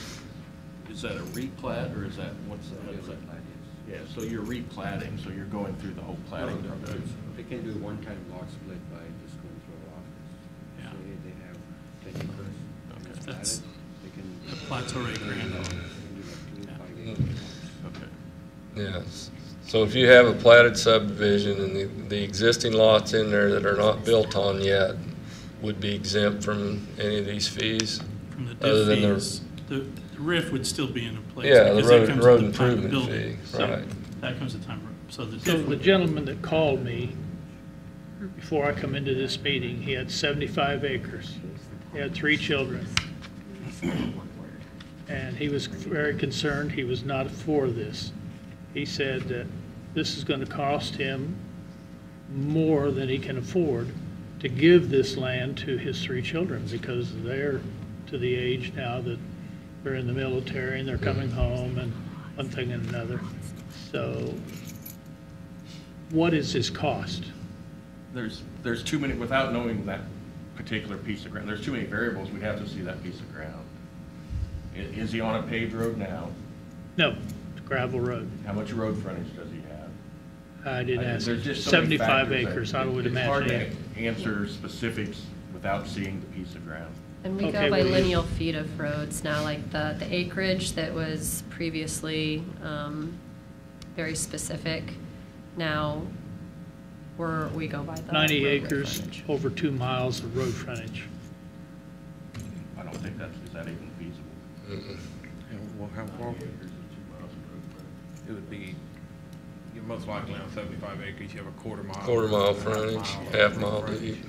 But there are cases where you got it on 2 sides. A road on 2 sides, That's yeah. what it is, on 2 sides. Yeah, that you would be imposed.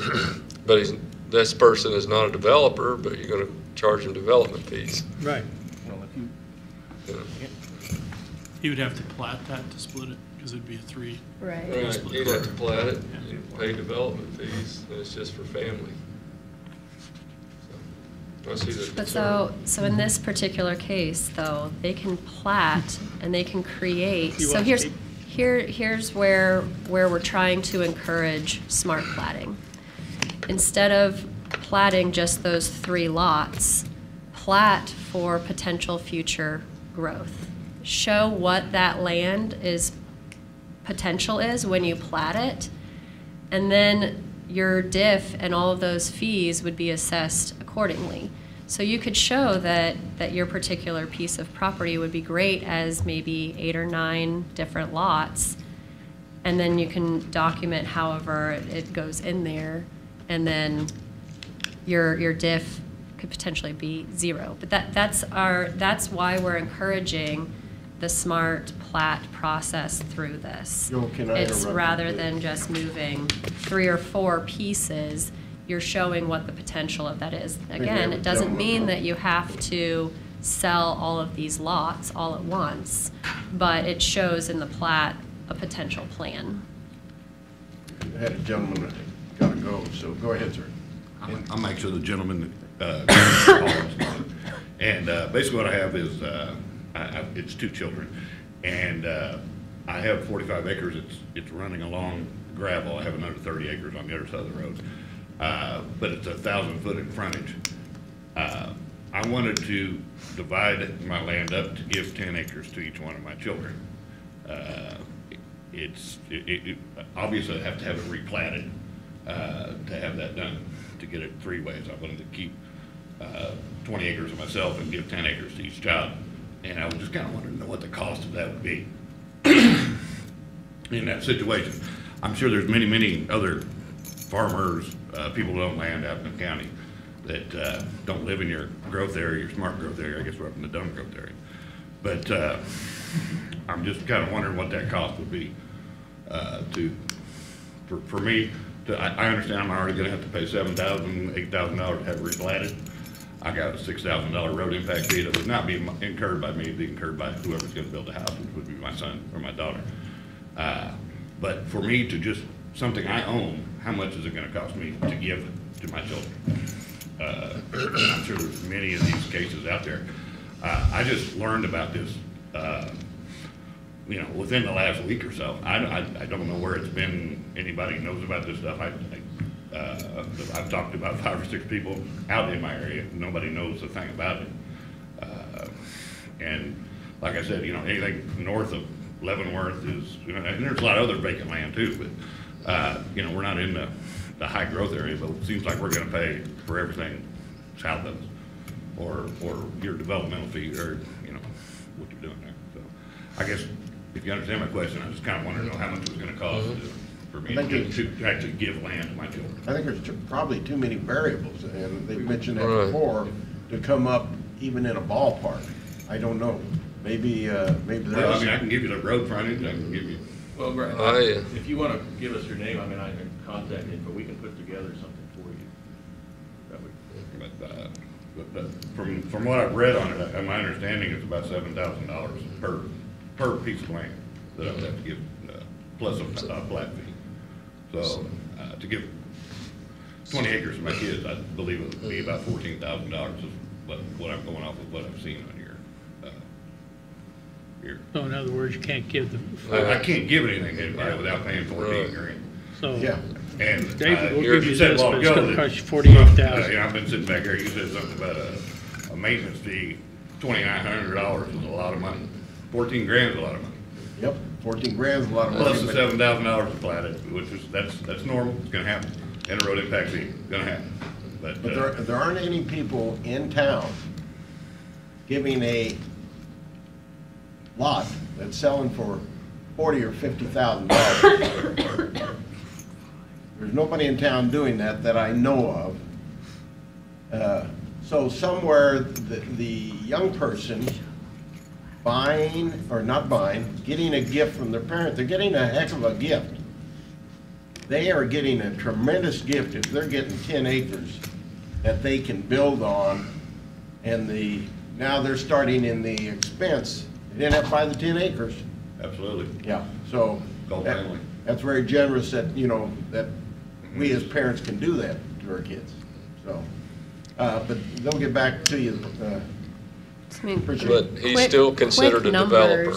Quick numbers Well, would basically say that if you can document that you can plat 5 lots, then there would be 0. And again, it's just documenting the ability to plat 5 lots. But, Got to adopt some more kids. Zero impact. With 1,000 feet. With 1,000 feet of right-of-way, or road, yeah. The example 3 has a differential fee of, what is that? The development fee on example 3, that has a 1,300 feet of road frontage, 5 lots with an interior road, and they're still paying $30,000. And that's 5 lots. Different amount of road frontage. 300 feet.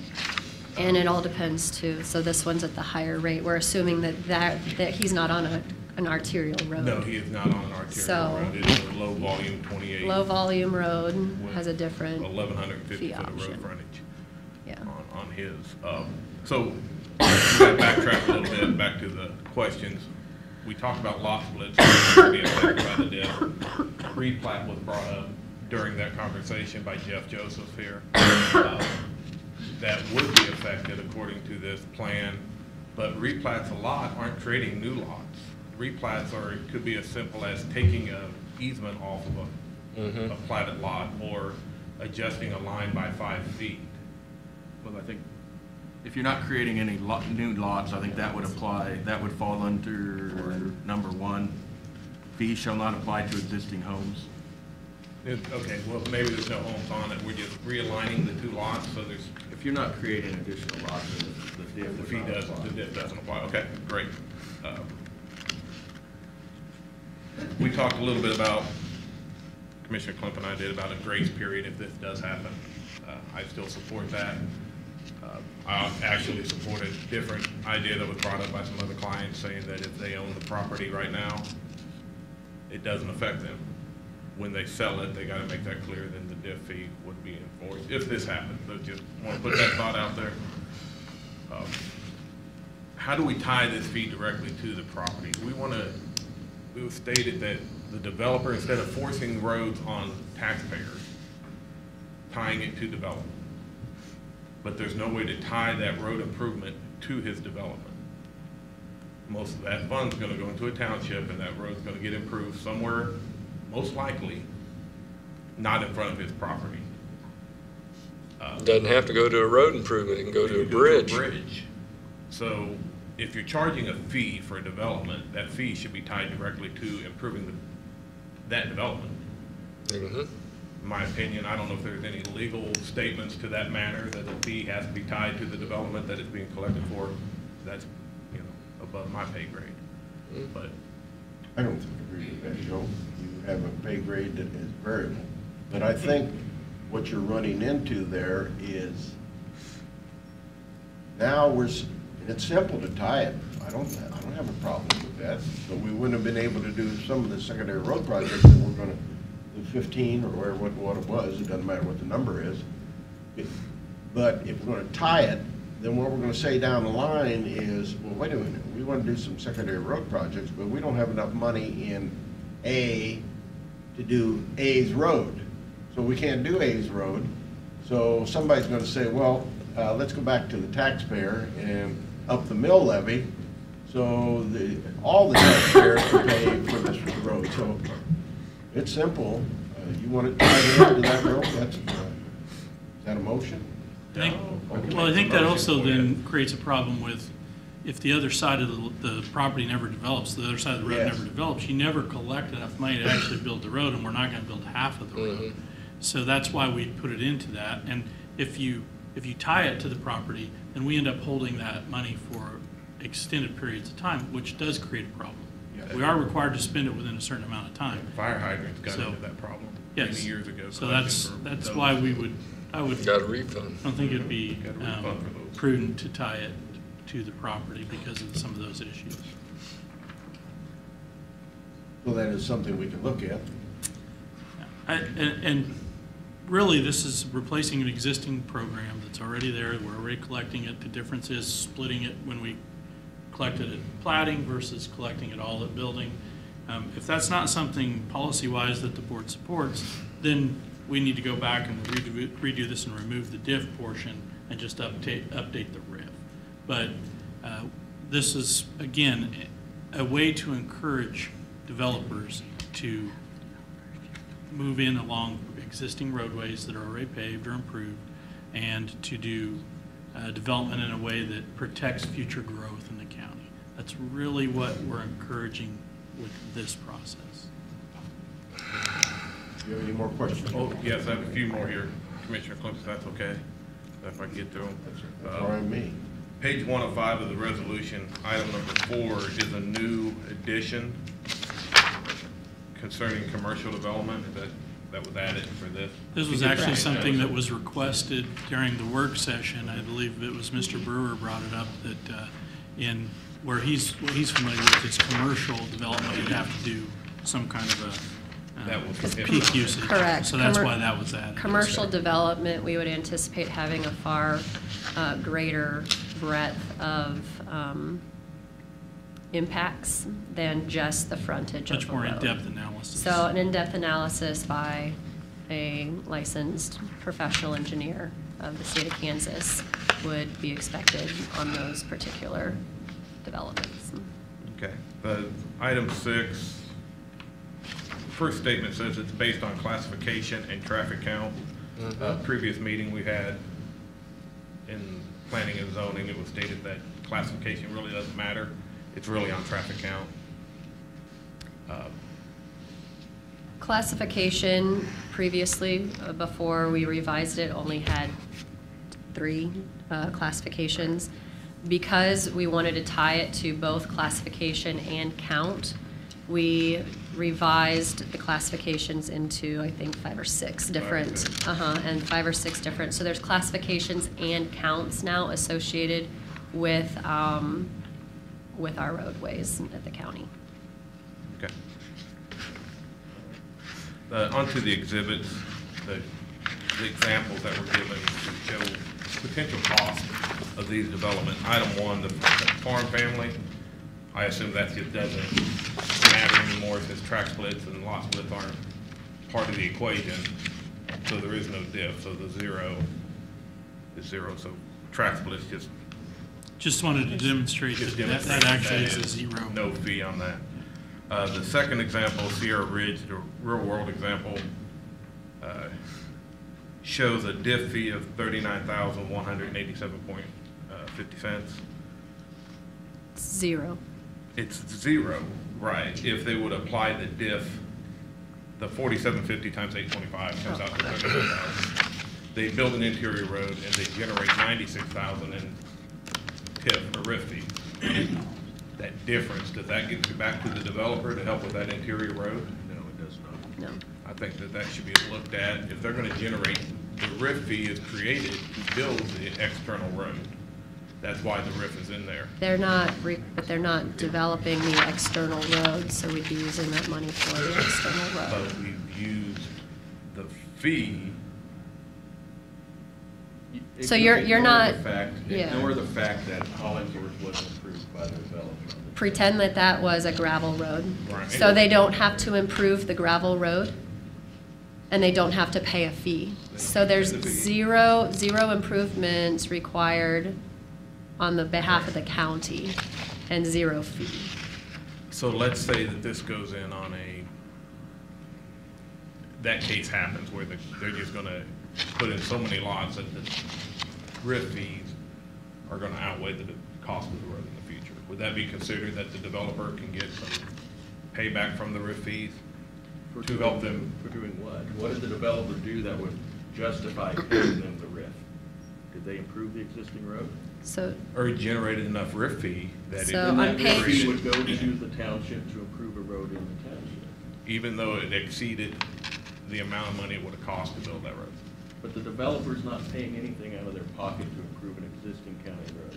Well, We did add that. If they we do did, that, correct. They are Item subject B. to possibly getting a RIF. Then they could get refunds from the RIF and the But if they don't, if the developer doesn't do any improvements, then no, they are not, there's no reason they would get a refund from. And they're not being charged for any impacts that they're Okay. creating. So, they may, if you create 25 lots, you may actually potentially have more than 50 traffic counts, right? Right. But we're not requiring Not you requiring to do a traffic study or to document any of the impacts that you would have to the surrounding network. You just get 0 because of the fact that we know that you're creating an opportunity for the county. Okay, perfect. Yeah, like I said, most of these are clarifications to understand the process, the thought process here. We went over number 3 a little bit, but you said the difference in road length and the 4750 versus 2850 is a reason they had a $32,000 diff fee when the 5 lot would hopefully get it to a 0 fee. And I would like that looked at a little more. How can we get that to where we're dealing with zero diff fees and still benefiting in smart development. So for this particular piece, they could document that the proposed 10-acre lot is capable of 4. They could plot it for 4.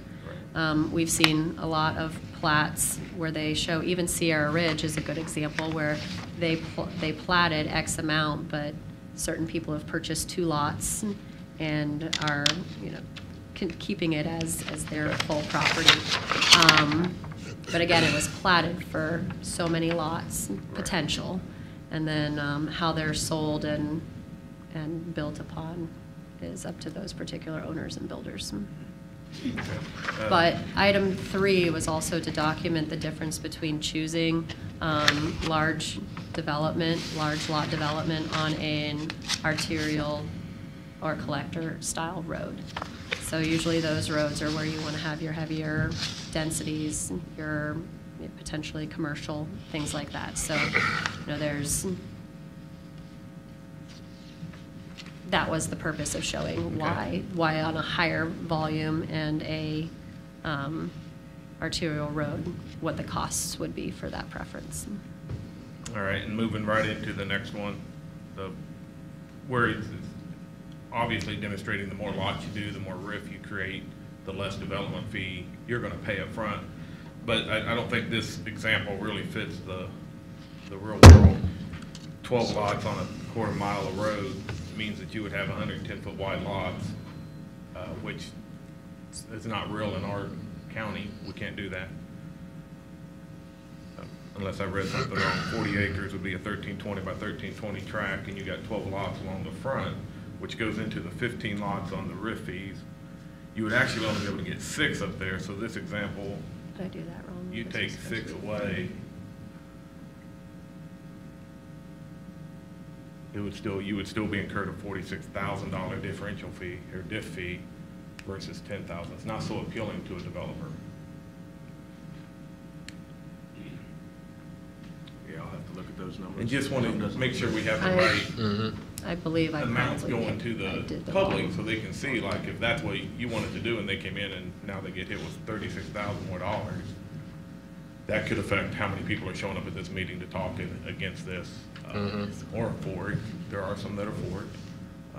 But I think everybody knows my stance on this diff fee is, I don't want to see it pass today. I think there's still some more work to do. I'd like to see some more work sessions done on this, if this is going to go forward, if it even is going to move forward. If it's not going to move forward, even better. But if it is going to move forward, I'd like to see these, reworked a little bit. It's very restrictive what people against something show up. Normally people that are for something. Correction. Yeah. Ice and foods. Yeah. Yeah, well, they know that's affecting them. It's in their back door. A lot of people don't know this is going to affect them. You have a few here that are aware of it, but there's a lot that aren't aware of it. Yep. So thank you for your time. Appreciate it. Anybody else from the audience? Hi, David. Nice to see you. Dave Teal, 27192 227th Street. I guess I would reply what Joe said. I think there's a lot more study needs to be done on this before anything's approved. The people don't know about it in this county. There's very few people that know this is even going on. And like the gentleman that got up and talked about it just found out about it because he happened to run into it. And I guess, somebody that's going to do something, 5 months from now or something like that and walks in and sees this happen and they didn't know about it, I think they would be, pretty upset. And there's a lot of points that, I agree with what they're saying. There's parts of the county that do need smart growth, I guess is a term that's been thrown around, and proper planning. But I guess, I'm hearing some things that you're paying these fees, but the developer's going to pay these fees, but on a gravel road, but that gravel road isn't going to be improved. So they'd be stupid to do it because you can't market something with, you'd have to put a price on it so high to pay for your costs that you wouldn't do it. So, they said it's supposed to be gross neutral. Well, that certainly wouldn't be gross neutral. And, you know, basically, I understand what he's saying too, that you just want growth on paved road, which is true. I mean, in a perfect world, that's what everybody would want. But I guess this isn't a perfect world, so we need to try to figure out what could work best. And you know, and I think where developers needed to pave the road to get to an interior road for small lot, I guess, if, you know, they could make it work that way. But if you're going to spend the money and not get the paved road, because you can get money out of them if the whole thing is paved, and which obviously does create, you know, if you're going to do those things, you need to do them on paved roads. But there are some situations just right off of paved roads where you could do it, where, you know, the developer would make more sense to go ahead and pave the road, or assist with the county paving the road or something, as opposed to paying the money to pave the road and then not get paid, and then still be charged for doing the interior roads. So, you know, there's some things that doesn't make a lot of sense, maybe from a planning and zoning standpoint, but not from a marketing and a growth standpoint. And I think people a lot smarter than I am should have input in to look at it before you guys make your decisions on this thing. And I go back to the part that this county is very diverse, and while this stuff probably needs to be done in a lot of areas of the county, it sure as hell doesn't need to be done in, you know, in the western and northwestern part of the county, because there's a lot of landowners that have been paying taxes on ground for many years, and you're basically telling them what they can do with their ground, and, you know, or restricting them, and that's maybe their 401k, or their, you know, you talk about the people that live in the city. Well, these are people that have lived in the country, and this is their 401k. They didn't work for some company that has a 401k. They've put it into their land. So, I mean, you know, you brought that up, Lou, but I think that affects a lot of people in this county that have been paying taxes in this county, and I think those people need to be involved in these decisions too, or at least know what's going on, whether they want to be involved in it. I want you to make a lot of money, Dave. I'm gonna put this up to you. You figure out how to notify everybody. Well, I'm not saying we need to notify them, but... No, that's what you're saying, and we cannot. We've got applications that they can, if they're on the internet, and of course they're not on the local TV where they can watch it at 11:30, watch the meetings. I guess put an article in the paper. 2,400 people read the Leavenworth Times. And are you going to read that article? I got an article right here that nobody read out of the Kansas City Star. Overland Park changes stance on live streaming meetings because it was too expensive for Overland Park.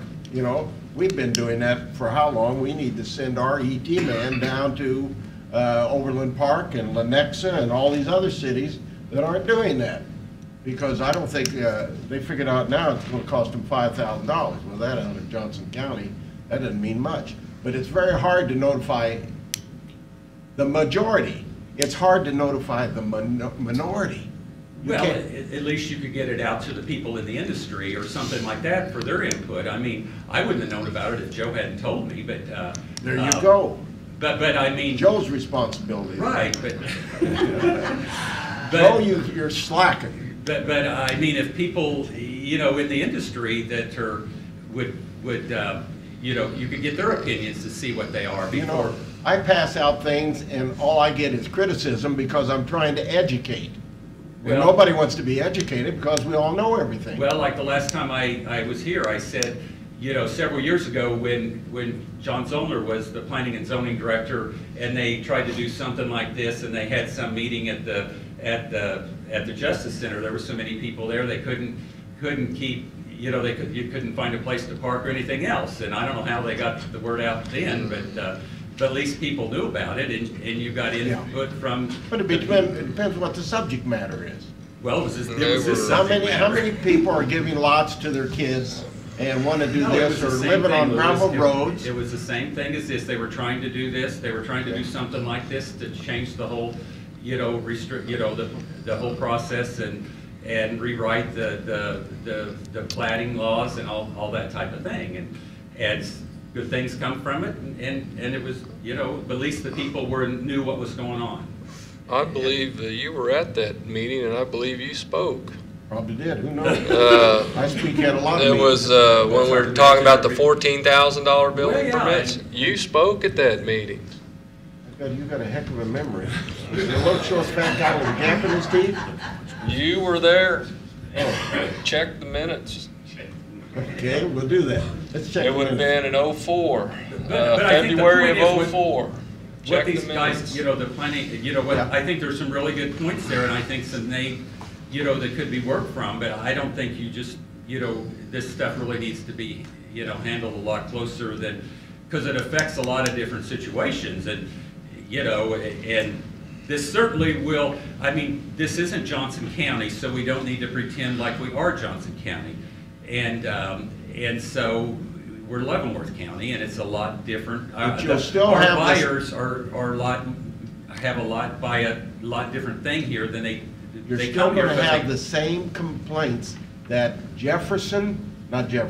Clay, Platt, well, why didn't you people plan ahead? Because you've got subdivisions with no roads, you've got this, you've got that. And that's what we're trying to do, plan ahead. I understand that. And plan ahead down in the growth areas, but I mean, They're gonna like that. We're gonna plan ahead for them, but not for, well, I mean, maybe you could do a road counts or something. I mean, there's ways of doing it. I mean, that's why you had growth areas. I mean. The fee you know, is based on, we have 2 fees based on road count. yeah, so do you want, that's- you that wanna is be in charge of that committee? Of notifying everybody? I didn't say notifying everybody. Maybe I we understand. have, I mean, Yeah. I just think it needs to, more goes into it Yeah. than make a decision And you've today. been involved with that for years, so you see another aspect to it that somebody else isn't gonna see. So, which is all right, that's what, that's good to have different inputs, so. And maybe that I didn't catch, I mean, I'm not totally sure the difference in the fees to there, but on low maintenance roads and how dramatic they are. But once again, they're going to be charged for something that there's not going to be any improvement on those roads. And that's happened in life continuously. Paying for schools, you name it, it just goes on and on. So, If it is very important to the developer to have a paved road, there is a section where they would be paid back within 5 years because of their Right. development that they wanted to ensure that their subdivision had. see, there should be no subdivisions on gravel roads. None. Well, I don't know that I'm smart, I don't know that I should make that judgment for people in the county that. Well, but you need to have sat up here once just to see what a subdivision on a gravel road, the problems it creates. So you go ahead and develop that 80 acres and do ever what you want to do, because we're not going to charge you a cent, we're not going to charge you anything at all. There won't be any funds, any fees, riffs, biffs, diffs, or anything. Just develop it and see what kind of a problem that will create down the road. Well, and I understand there's certainly situations out there that things shouldn't have been developed on gravel roads, but that doesn't mean you totally stop, you know, or make it cost prohibitive for anybody to live on gravel. I don't know, I don't think they were doing that. They were trying to build something into the system to help it pay for down the road. Now, we wouldn't have been able to do these roads if these funds hadn't been collected. We wouldn't be able to do these roads. And so we're doing the roads that somebody's going to be happy with. Are they going to be the happy majority or the happy minority? Well, I mean, maybe I just need to understand a little more closely what the fees are on some of these low maintenance. Yes. You haven't been recognized. I know, I put my hand up, sir. Dave was talking and brought up 2 things earlier, and Doug and you both brought up like this, instead of doing all these little studies, you know, a full county study. Maybe this should be part of a complete study of the county, so in areas that Dave talked about that really doesn't have the growth and will never develop, you know, should be part of that. Include that in that overall study, the sewer study, where we need to focus on and put it in there. And as for notifying every property owner in this county, we send out green envelopes every year. Put the notification in there that we're looking at this, that this county is going to get a solid overall plan done as a whole. Yes, it may take a year, but a good plan may take that long. And notify them that way. It's putting one piece of paper in a green envelope and sending it out. Every taxpayer will know. Can we stop all development while we're doing this? County moratorium? Yeah. Well, that'd be a tough one. now you're That'd be a gonna- tough one. Wouldn't But at least we recommend get the that. ones that are seriously looking at it, get them off and get them going. And there's gonna be a lot of ground still left afterwards. I sure wouldn't want to be the one that voted for that while the economy's doing good and then we stall it till the economy slumps again. I don't think I want to be that person. Okay. We have a There's a young very lady. familiar face. Yes, ma'am. Would you come forward and identify yourself? Karen Ernson, 20456 Millwood Road. And I guess, again, I don't have the clarification. I'm going to blame it on Dave, who told me, and Joe, who told him, that I found out about this. But since then, and we farm. So I'm looking at this not as a realtor. I'm looking at this as a landowner. I'm also looking at it as a grandmother of 14 kids that I say, okay, how's this going to affect me wanting to divide my land down the road to my grandchildren? And like this gentleman said, am I going to be able to afford to do that? Is it going to cost me a lot of money to give them this great gift that you guys are talking about? And Northwest County or Western County or North County where we're at, I think it is. It's completely different than your South County. When you lump all this together, I mean, I can't see that happening. I don't see how things can be put out there for everyone. More individual cases, I guess I'm asking, and I guess I'm asking that of Public Works, of Planning and Zoning. Is that still going to be taken into consideration when someone comes? Or because these rules, if they have been passed, is it too late to do anything individual or to look at an individual? Have we lost those rights? That's my question. Do you see the problem you create? Well, let me comment. I like Karen Ernson, and I know Karen Ernson. Yeah. So the problem you've created is I have sympathy for that problem. But I have to be... I don't want sympathy. Oh, I'd like to know just total that- facts. And then having said that, going back to public knowledge again, everybody that I've talked to, no one knows this is going on. No one's knowing. I've got a brother-in-law looking at giving his kids something. He's saying, you mean I'm going to have to put in a road in order to do this? When the gentleman came forward and wanted to do 2 splits for his 2 children, and you said, well, let's divide it into 5. Why did we change from 2 to 5 all of a sudden? Because it makes more smart sense? Or maybe I'm not understanding it. To make it work for him. But it wasn't what he was asking for. But it may make his diff be 0. So, But that doesn't mean he has to sell 5. right. So again, though, that would be an individual case. So people we need still to- need to be able to put forward individually and meet with. Correct, and that's the way it's done. That's the way it's That's the way I done. think it should. Okay. Yeah. So when you're talking about passing this, right now, and Oh. I just truly don't think that the public does have the knowledge, right? I take the law more times, I'm one of the minority, but I've read, and I didn't understand it.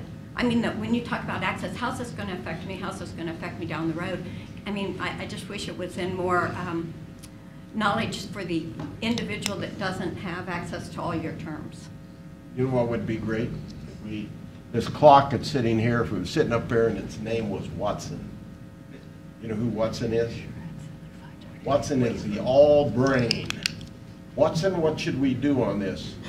And Watson would recommend through its thousands, trillions, and zillions of little diodes of what we should do. But we can't do that because we have relationships. We have a heck of a lot of things that we have to go through to make a decision to help everybody. And I always quote Lenny Rafter. Louis, I don't think we can do it that way, but let me get back to you. There may be a way to figure it out. Now, they just did that with the man that wanted to do 2, and they said, well, come, why don't we do 5, and that eliminates something. So there are a lot of ways you can work to resolve something, but there's some things that we need a Watson for. Watson has no feelings, no emotions, just technical knowledge that he performs.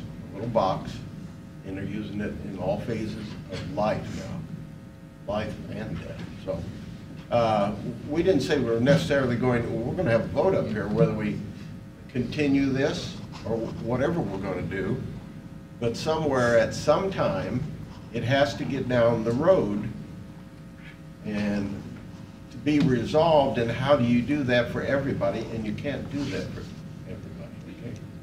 So we wanna do it for everybody, but somewhere, somebody has to pay for something, and the city person understands that. Not just city person, Lou. I have lived on my property farm. I've seen 20 houses go in down my road, road impact fee on all of them. I'm on a gravel road. I don't expect that to change anywhere in the near future because of the fact we've got a lot of farm ground in between there. You know, that would be, so I know there, you know, rules, and they go for different things and for different services, and I've got no problem with that. And as far as paying county taxes on farm ground, yeah, we've done a lot of that too. And so I understand that. I'm just saying though that when you're making something that's going to affect these people that have paid these taxes all the way down the road, I just feel that it needs to be looked at more individually. And I know that can't be done on a one-on-one basis, and I know there have got to be rules, but I just think they need to be looked at in a broader sense. Okay, that's good. Thank you. Thank you, Karen, appreciate it. Anybody else? Is that why you brought your phone? You were going to call Siri? Yeah. Glenn Berry in District 1. My only thought is I'm listening to all this here, and I get you guys' position on it. You got to make a decision. Sometimes they are not favorable decisions for the people that are sitting in this room. Sometimes they are. The people out in the community, in my vast way of thinking, need to get more involved with you guys. They need to come to these meetings. If you can't come, get somebody you're friends with to come. Somebody's got to make the time to come, because everything they talk about doesn't get put in the Leavenworth Times, and there are 2,400 people in the community that actually take the Leavenworth Times. There's way more people in the community that aren't getting that information. And for us to sit out here and listen to it, and I'm thinking, okay, there's a handful of people here that were concerned. There's got to be more people in the county that this will affect. And I get Ms. Hearns and her problem, and Scott Hughes, they live out there by me, kind of up in the northern end, and the growth ain't going our way. We know that. Our lands were so many $100 or $1,000 an acre, but if you go down south there to 2440, all that ground out there is worth a whole lot more money. It generates a lot more taxes. I did hear Mr. Klemp say that Overland Park's paying $5,000 to have their thing live streamed. I've been doing it for free. When you guys can pay me? We monitored you back there. And anybody that don't know that I live stream it, tell your people, send me a friend request, I'll put you on Facebook, and you can watch them all. There you go. Keep yourself informed that way. Thank you, Glenn. Appreciate it. Okay, anybody else? He's taking care of that. He's taking care of the people to. Yeah. Glenn's in charge of that committee. I'm trying to, but I'm waiting for my $5,000. Well, let's see if there's a second. I'll do the motion. No, that's conflict of interest, isn't it? Yeah. Okay. So what's the thought of the commission? I'd like to table it and bring it up again at one of our evening meetings. Second. Can I ask for a couple of things here? Yes, sir. Table it for what? So more discussion? More discussion. You'd like to see changes made to the policy? I mean, that's, if we're gonna, if there are items in here that are creating issue now, then let's address them so that we know what to bring back, because it doesn't do any good to bring the same thing back again. All right. Is there anywhere in here about an existing blacktop road that would waive it completely? It waives it depending upon how that road was funded. Correct. Which number it is. Well, It's here. Item 7. 7C. Correct. So Okay. items 7A, B, and C discuss when and how fee is paid based upon the road and how it was funded. So, let's just use 147th Street that we're getting ready to complete. So 147th Street is paid for by non-RIF fees, so the RIF would be Would not required, apply. not apply. But the development fee would. Development fee would not apply. Would not be- No, there's no okay. fees that would apply on that road because it was paid for with funding not associated with RIF and DIF. Okay. So, let's use Millwood again. It's a blacktop road. Existing blacktop road was paid for years ago. It's County Route 14. Be So the same if thing. it's county funds, it would not apply. Okay. 187th Street would not apply. This creates a lot of opportunity and encouragement to develop along roads that are existing.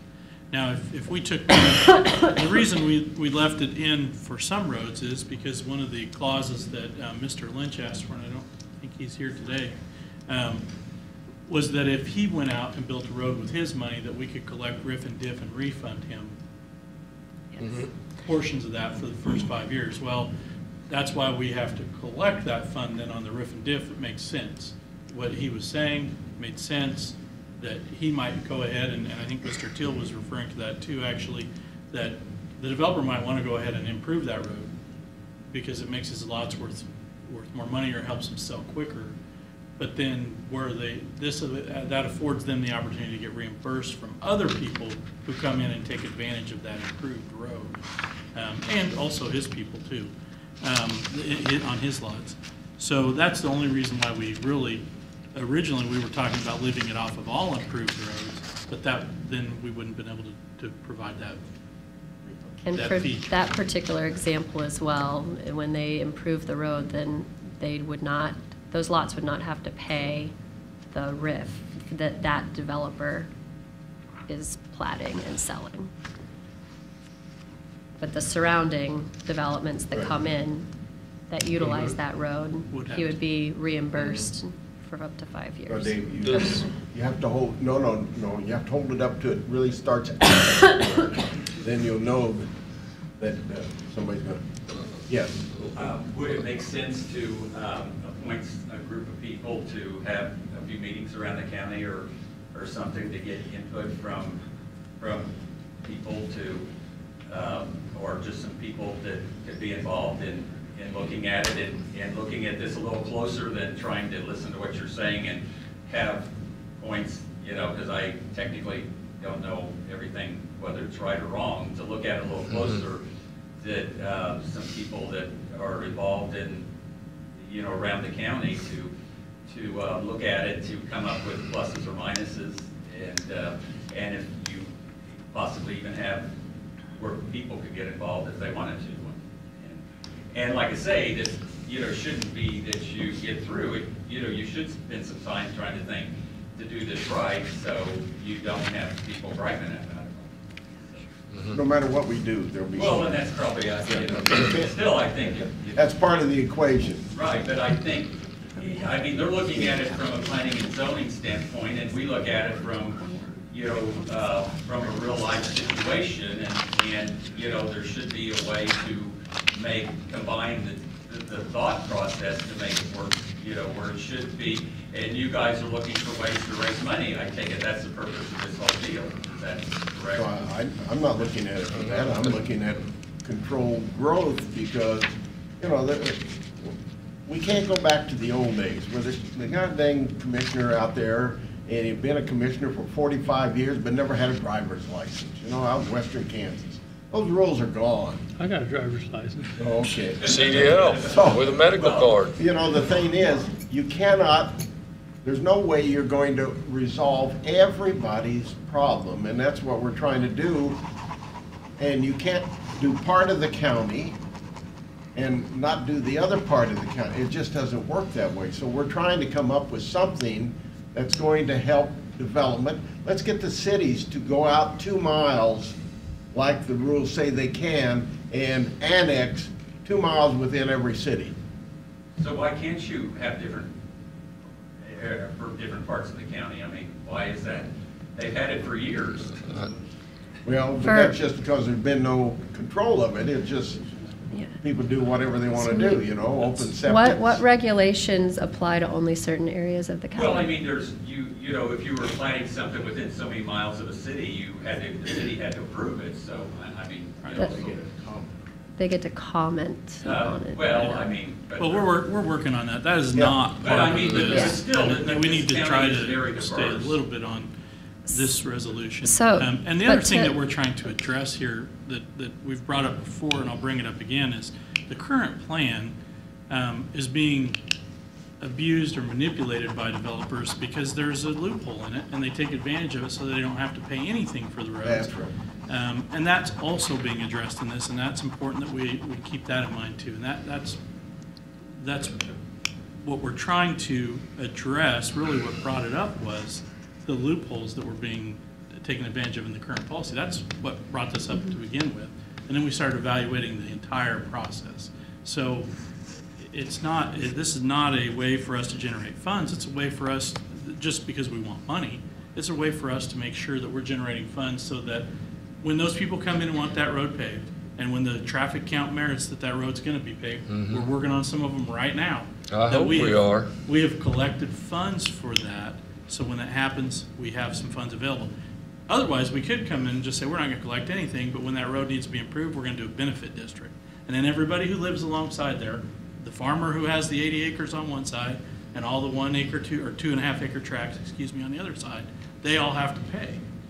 That doesn't work in the county because the guy with the 80 acres who's just farming it now has to pay for a paved road, which he didn't initiate the demand for. So that's why we use. And there's actually people that don't want paved roads. And I've run across them sitting right here. They say, I moved out there with a gravel road and I still want the gravel road.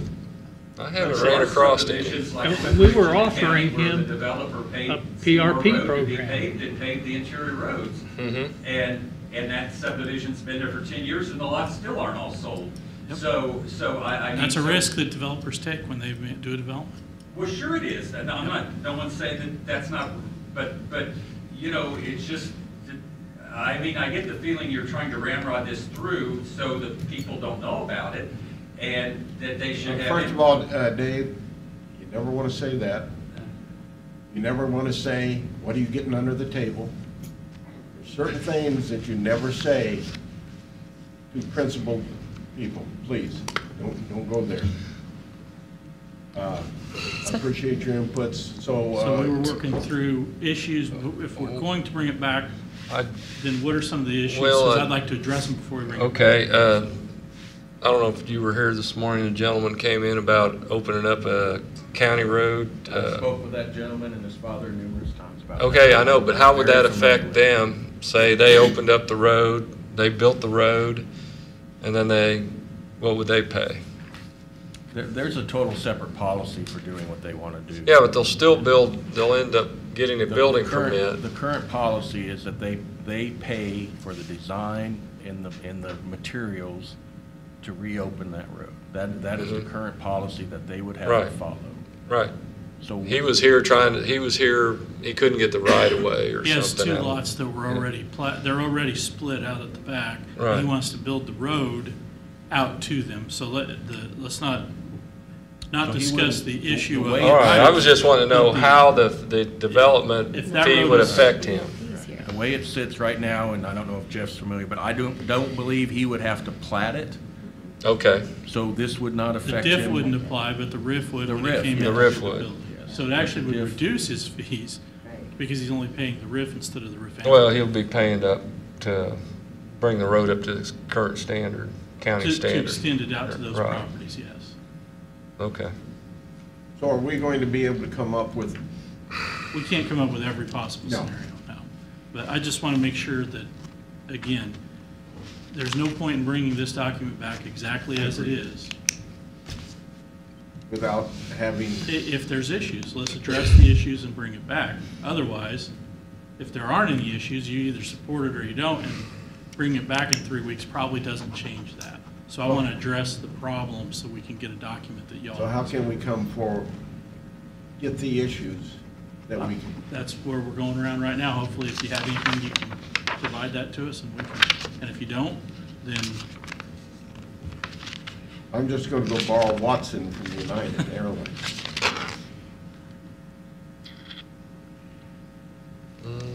We do have a couple of typos that we've found, and we'll look at item 4 as we believe, of the examples, as we believe that is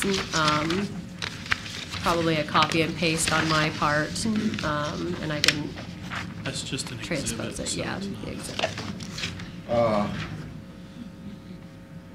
Can we in general, say like bring it up next week or 2 Well, weeks? Again, could we get some input on what it is we're supposed to change on this before we bring it back? That's what I'm wondering, if that allows the audience.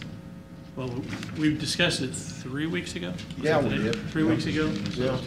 That's, each time, if we're gonna continue to push it off, I'd like to make some improvements to it to enhance the opportunity to approve it. So if you have anything, it's the board, I'm asking the board Right. specifically, if you have anything that you take exception to in here, or that you would like to see us address before we bring it back, that's what I'd like to get today. My concern is, up in, of course, the rural areas of the county.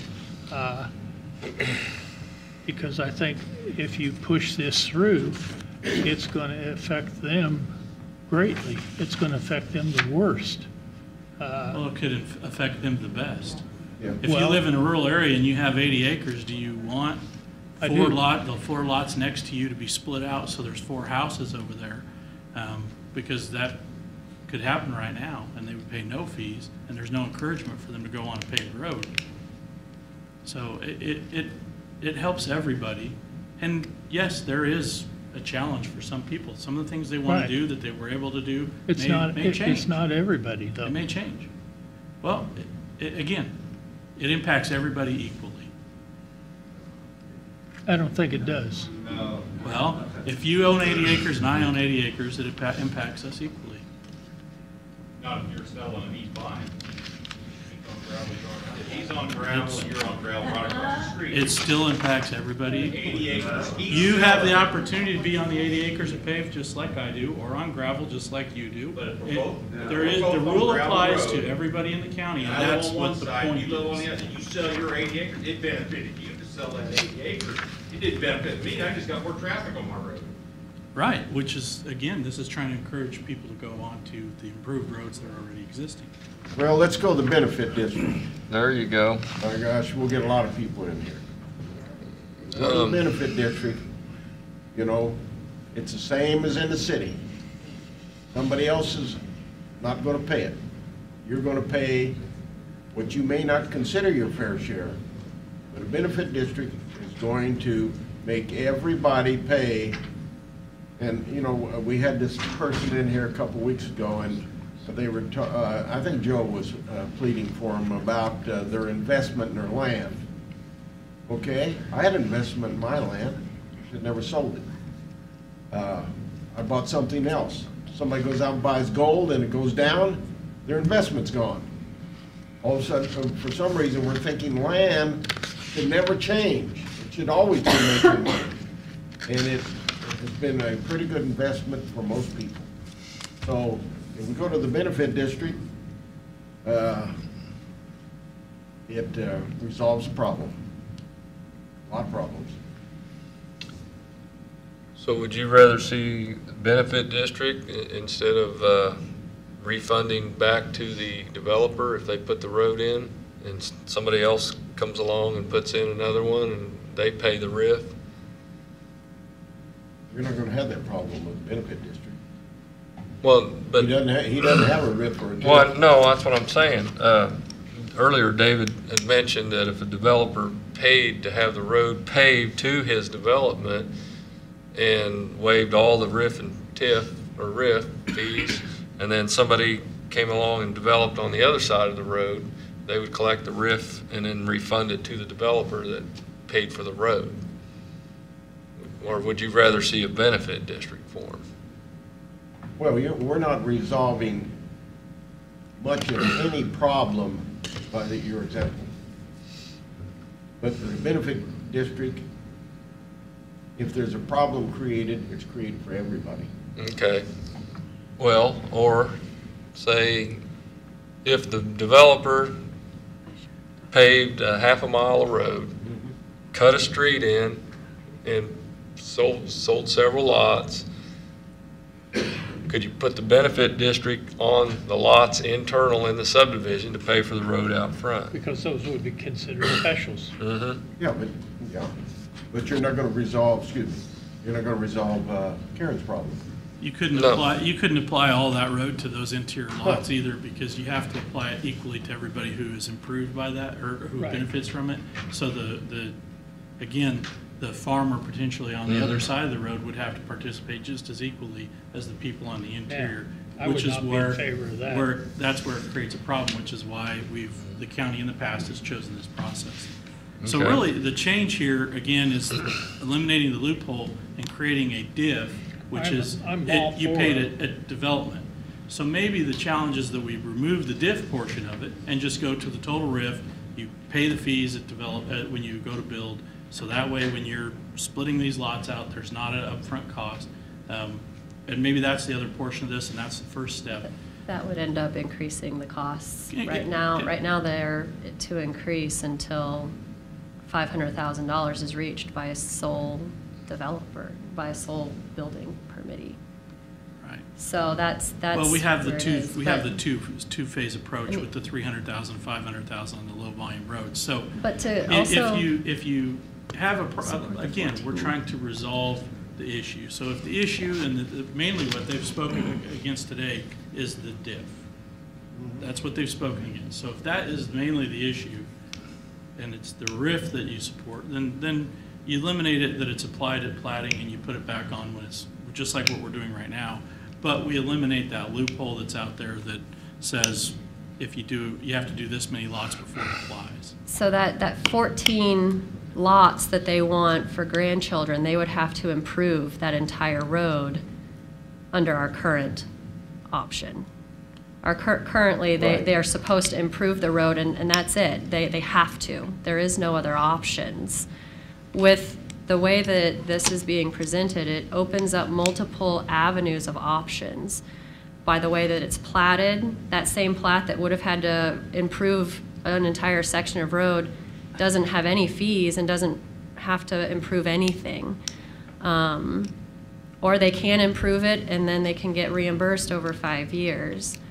Or they can pay a fee because they only want to plat certain size lots because they know how they're going to sell them. So the way that this particular resolution is currently developed was to open up multiple options, to be able for each individual to decide what is the best purpose. Instead of, if you create more than 3 lots, you're going to be improving a road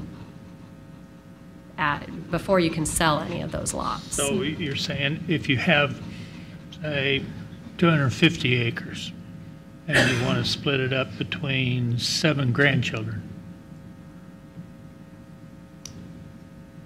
what's that going, and they're on gravel road? I don't know. That I need to see the lineal fee. I need to know where it's at. Like, we're getting down to, I can definitely have you come in for a pre-application meeting, but the thing is that that's where the communication works the best between the departments, right? You come in with your ideas, we look at it, we're able to calculate it out and say, okay, here's the goal for But you got to look at zero. us 3. We're trying to make a decision now that's going to go on and last for a long time.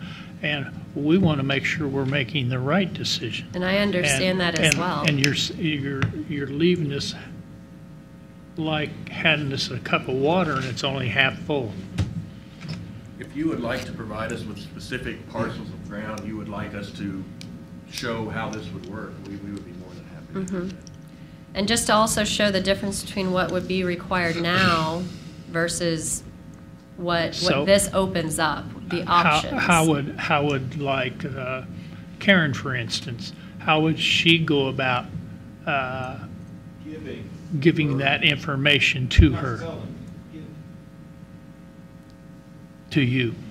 To sell me lots? No. sorry. I'll give you the information so you can make the calculation. Okay, sorry, I think I heard, Yeah.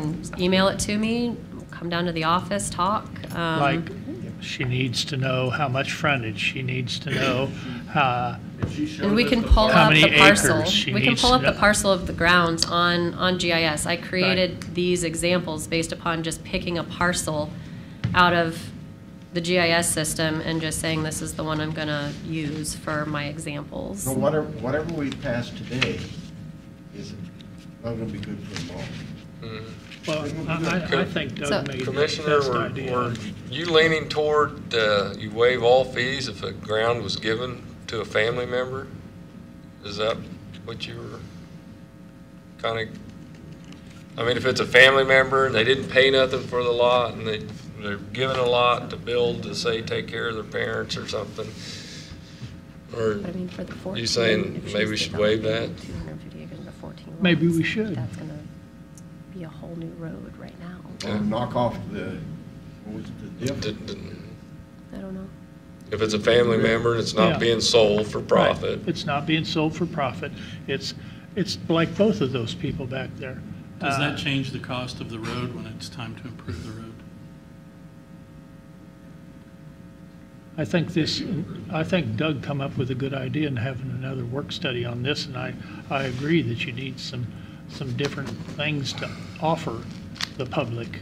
But I think this is going to be one of the bigger ones that they want to see.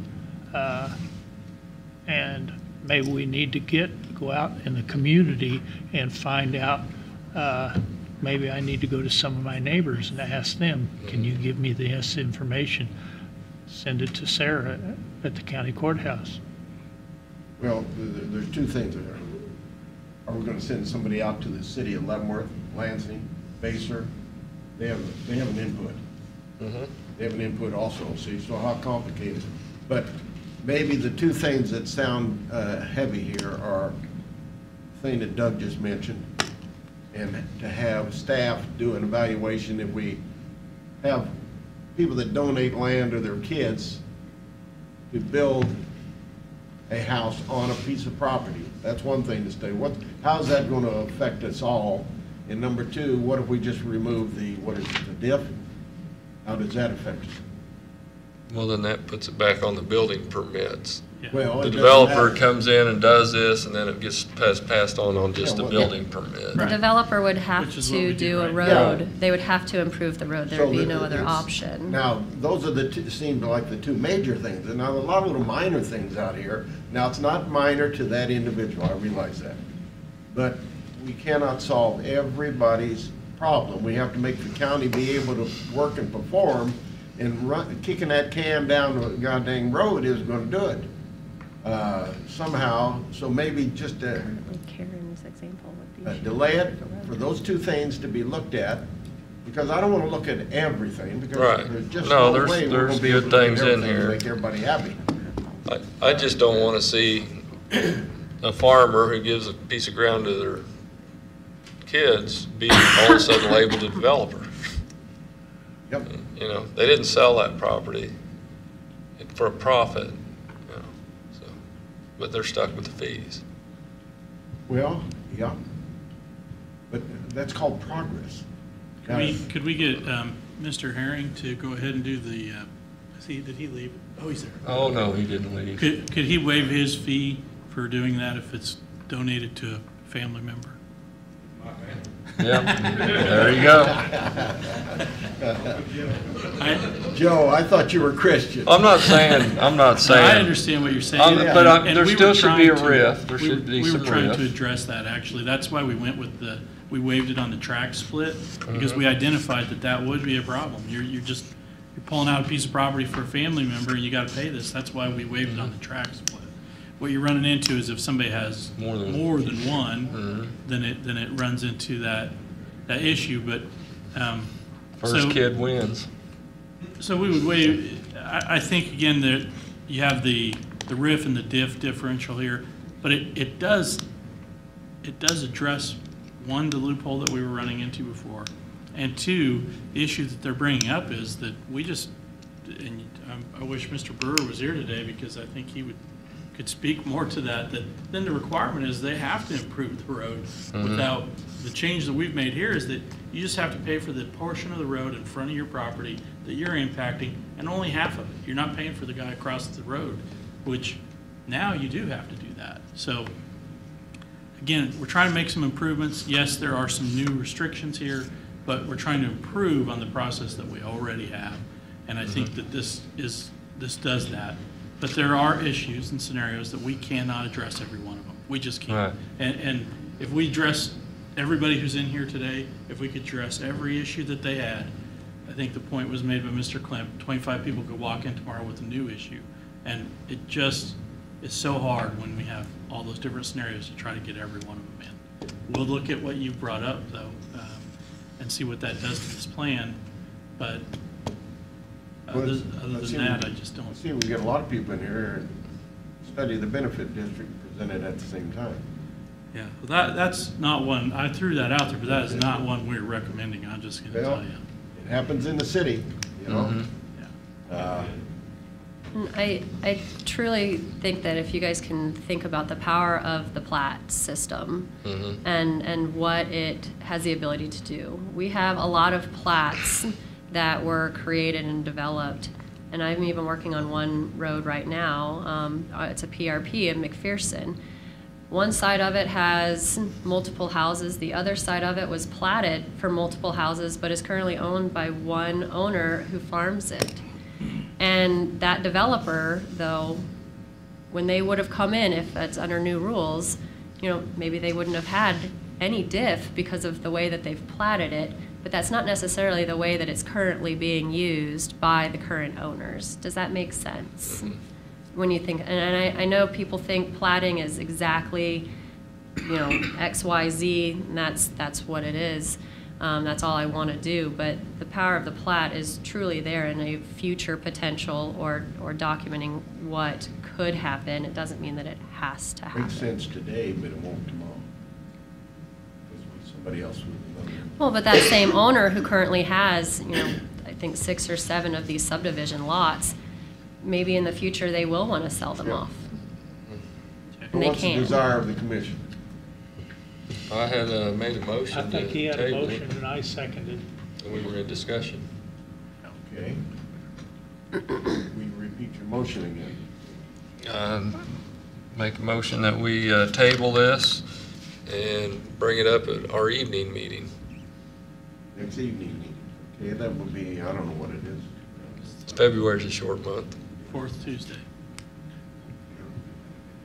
Second. Okay. And staff have some things that they think they're going to bring back because there'll be another group here to want something else. Besides some examples, I'm not sure what.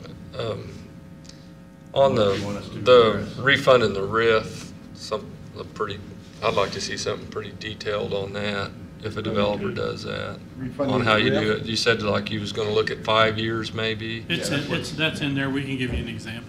So the details were actually removed from the resolution and are now in the article for planning and zoning, so we'll need to partner those Okay. when you guys review that. So Right. we didn't want there to be duplicate language, and so it's in the article within the subdivision regulations. The detail on how it all lines out. Is 5 years, is that reasonable or should it be? That's what Mr. Lynch had brought up. That was the number that we used. He thought- Okay. Well, you're saying for the RIF and. Well, if the developer builds a Leave the diff road. there? Or do away with? No, they would do away with that. Do away with the TIF and refund The that. developer, if, say, he improved a half a mile of road, Right. then he cut a road into a subdivision, he would not be paying the RIF. He'd be paying the development fee, He wouldn't correct? pay either one in No. that case. It would, no, it'd be waived, it'd be waived. If he improved the road, then he would be paying neither, and he would be eligible for reimbursement. Right, Right. for when the From next future person developments. does it, that's what it, but Yeah, 5 years, I don't know if the time, if it was, I know you don't want to get too far out, No. but 5 years goes pretty fast. Yeah. Yeah. and people could Said wait They were giving me 20 years on, 10 years on the water district. 10 years. And they didn't build, anybody built out there for 11 years, so I would have gotten Okay. funds back, so. Well, maybe 5 years is. But- That was the only reason we put that number is because that's what was brought up during the last work session. Yeah. There's Mhm. nothing magical about 5 years. Yeah, I would change that to 10, but that's just personal opinion. 10's not long enough when it Well, comes maybe. to somebody does it in 11 years. Joe, I'm going to recommend that you get together with staff with your thought process so we can get on down the road. And we'll consider that very highly, as we always do. You're welcome, sir. We'll how do review you- that, we'll review how the diff would apply if it's a in-family. Okay. Like somebody's gifting it to a family member. You don't want to study the benefit history? No, I do You get a not lot of want- people in here. I don't want to study the benefit Okay, history. how do you vote? Aye. Aye. What do we vote? On the table it till Okay, Monday meeting. okay, aye. Okay. Thank you very I don't much. want to make sure I what I'm voting Yeah. for here. There's been so much We discussion. done? Motion to adjourn? We did, don't we have to do the $20,000? The two meetings. Yeah, we've Yeah, got the several other. annual noxious weed. Oh, progress okay, report. I forgot. We have to I've got do so the many Three items papers. that should go fairly quickly. Don't we have, Sarah? David, don't we have to do these? Don't we have these others to do? Yeah, we have three items that should go Yeah. fairly. Okay. Okay.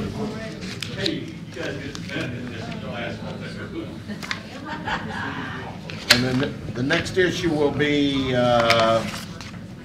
Public Works again on the approve up to $20,000 for demolition of the structure located at 305 Walnut. I think the first one is noxious weed. Yeah, we've got three items here. The first item is approval of the annual noxious weed eradication progress report. The report's been prepared by Alan Phillips, our noxious weed director. Okay, yes. It has to be signed off on by the county commissioners before it's sent into the state. Okay. I'll entertain a motion to approve that, I guess. Motion to approve the, Want to let's second see, that, or? noxious weed eradication Progress report. progress report. I'll second that. How do you vote? Aye. Aye. Aye. All right, the next item for you this morning is the approval to approve up to $20,000 for the demolition of the structure located at 305 Walnut Street. Was this, Yes, you are. Last year, the county purchased that home, and we'd like to go ahead and get it torn down. have you put it out for RFP yet? No, not yet. That's what we're asking. We're asking for approval for up to $20,000 for that process. Motion to approve. Second. How do you vote? Aye. Aye. Aye.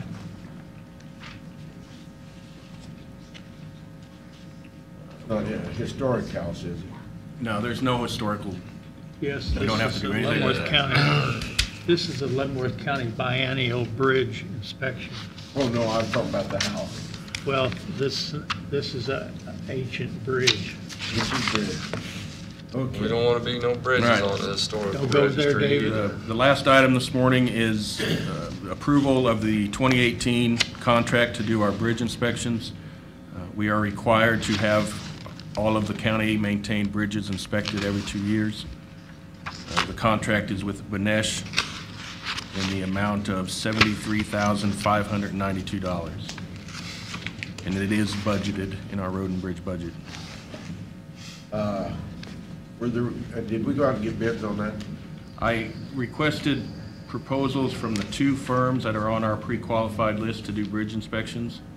Benesh was the only one that submitted a proposal. Okay. And they've done them in And the they've- past. Yeah, they've done it for several, 8 or 9 years, or 8 or 9 cycles. Cycles, very good. They've done it. I'll make a motion, we authorize Public Works to use Benesh and Company to do biannual bridge inspections. Second. How do you vote? Aye. Aye. Any other discussions? That's all I had. You want to do a motion to adjourn? No, not, I guess why David's here, on 179th, are we getting ready to bid that project? Go out for bids? Yeah, my plan is to advertise it early March, open early April, figure construction. Okay, and the utilities, everything's gonna be out of the way, that they can go forward? Power and telephone are currently, or they were before this weather hit, but they're in the process of moving right now. Okay, and then 182nd, when was we gonna bid it? Utilities haven't started out there, so that one's probably gonna be pushed out a little longer than 179th Street. But it'll get done this year? And that's the plan, yes. Okay. As long as we can get utilities moved. All right. Motion to adjourn? Yes? Second. Aye. Aye. Aye. Good.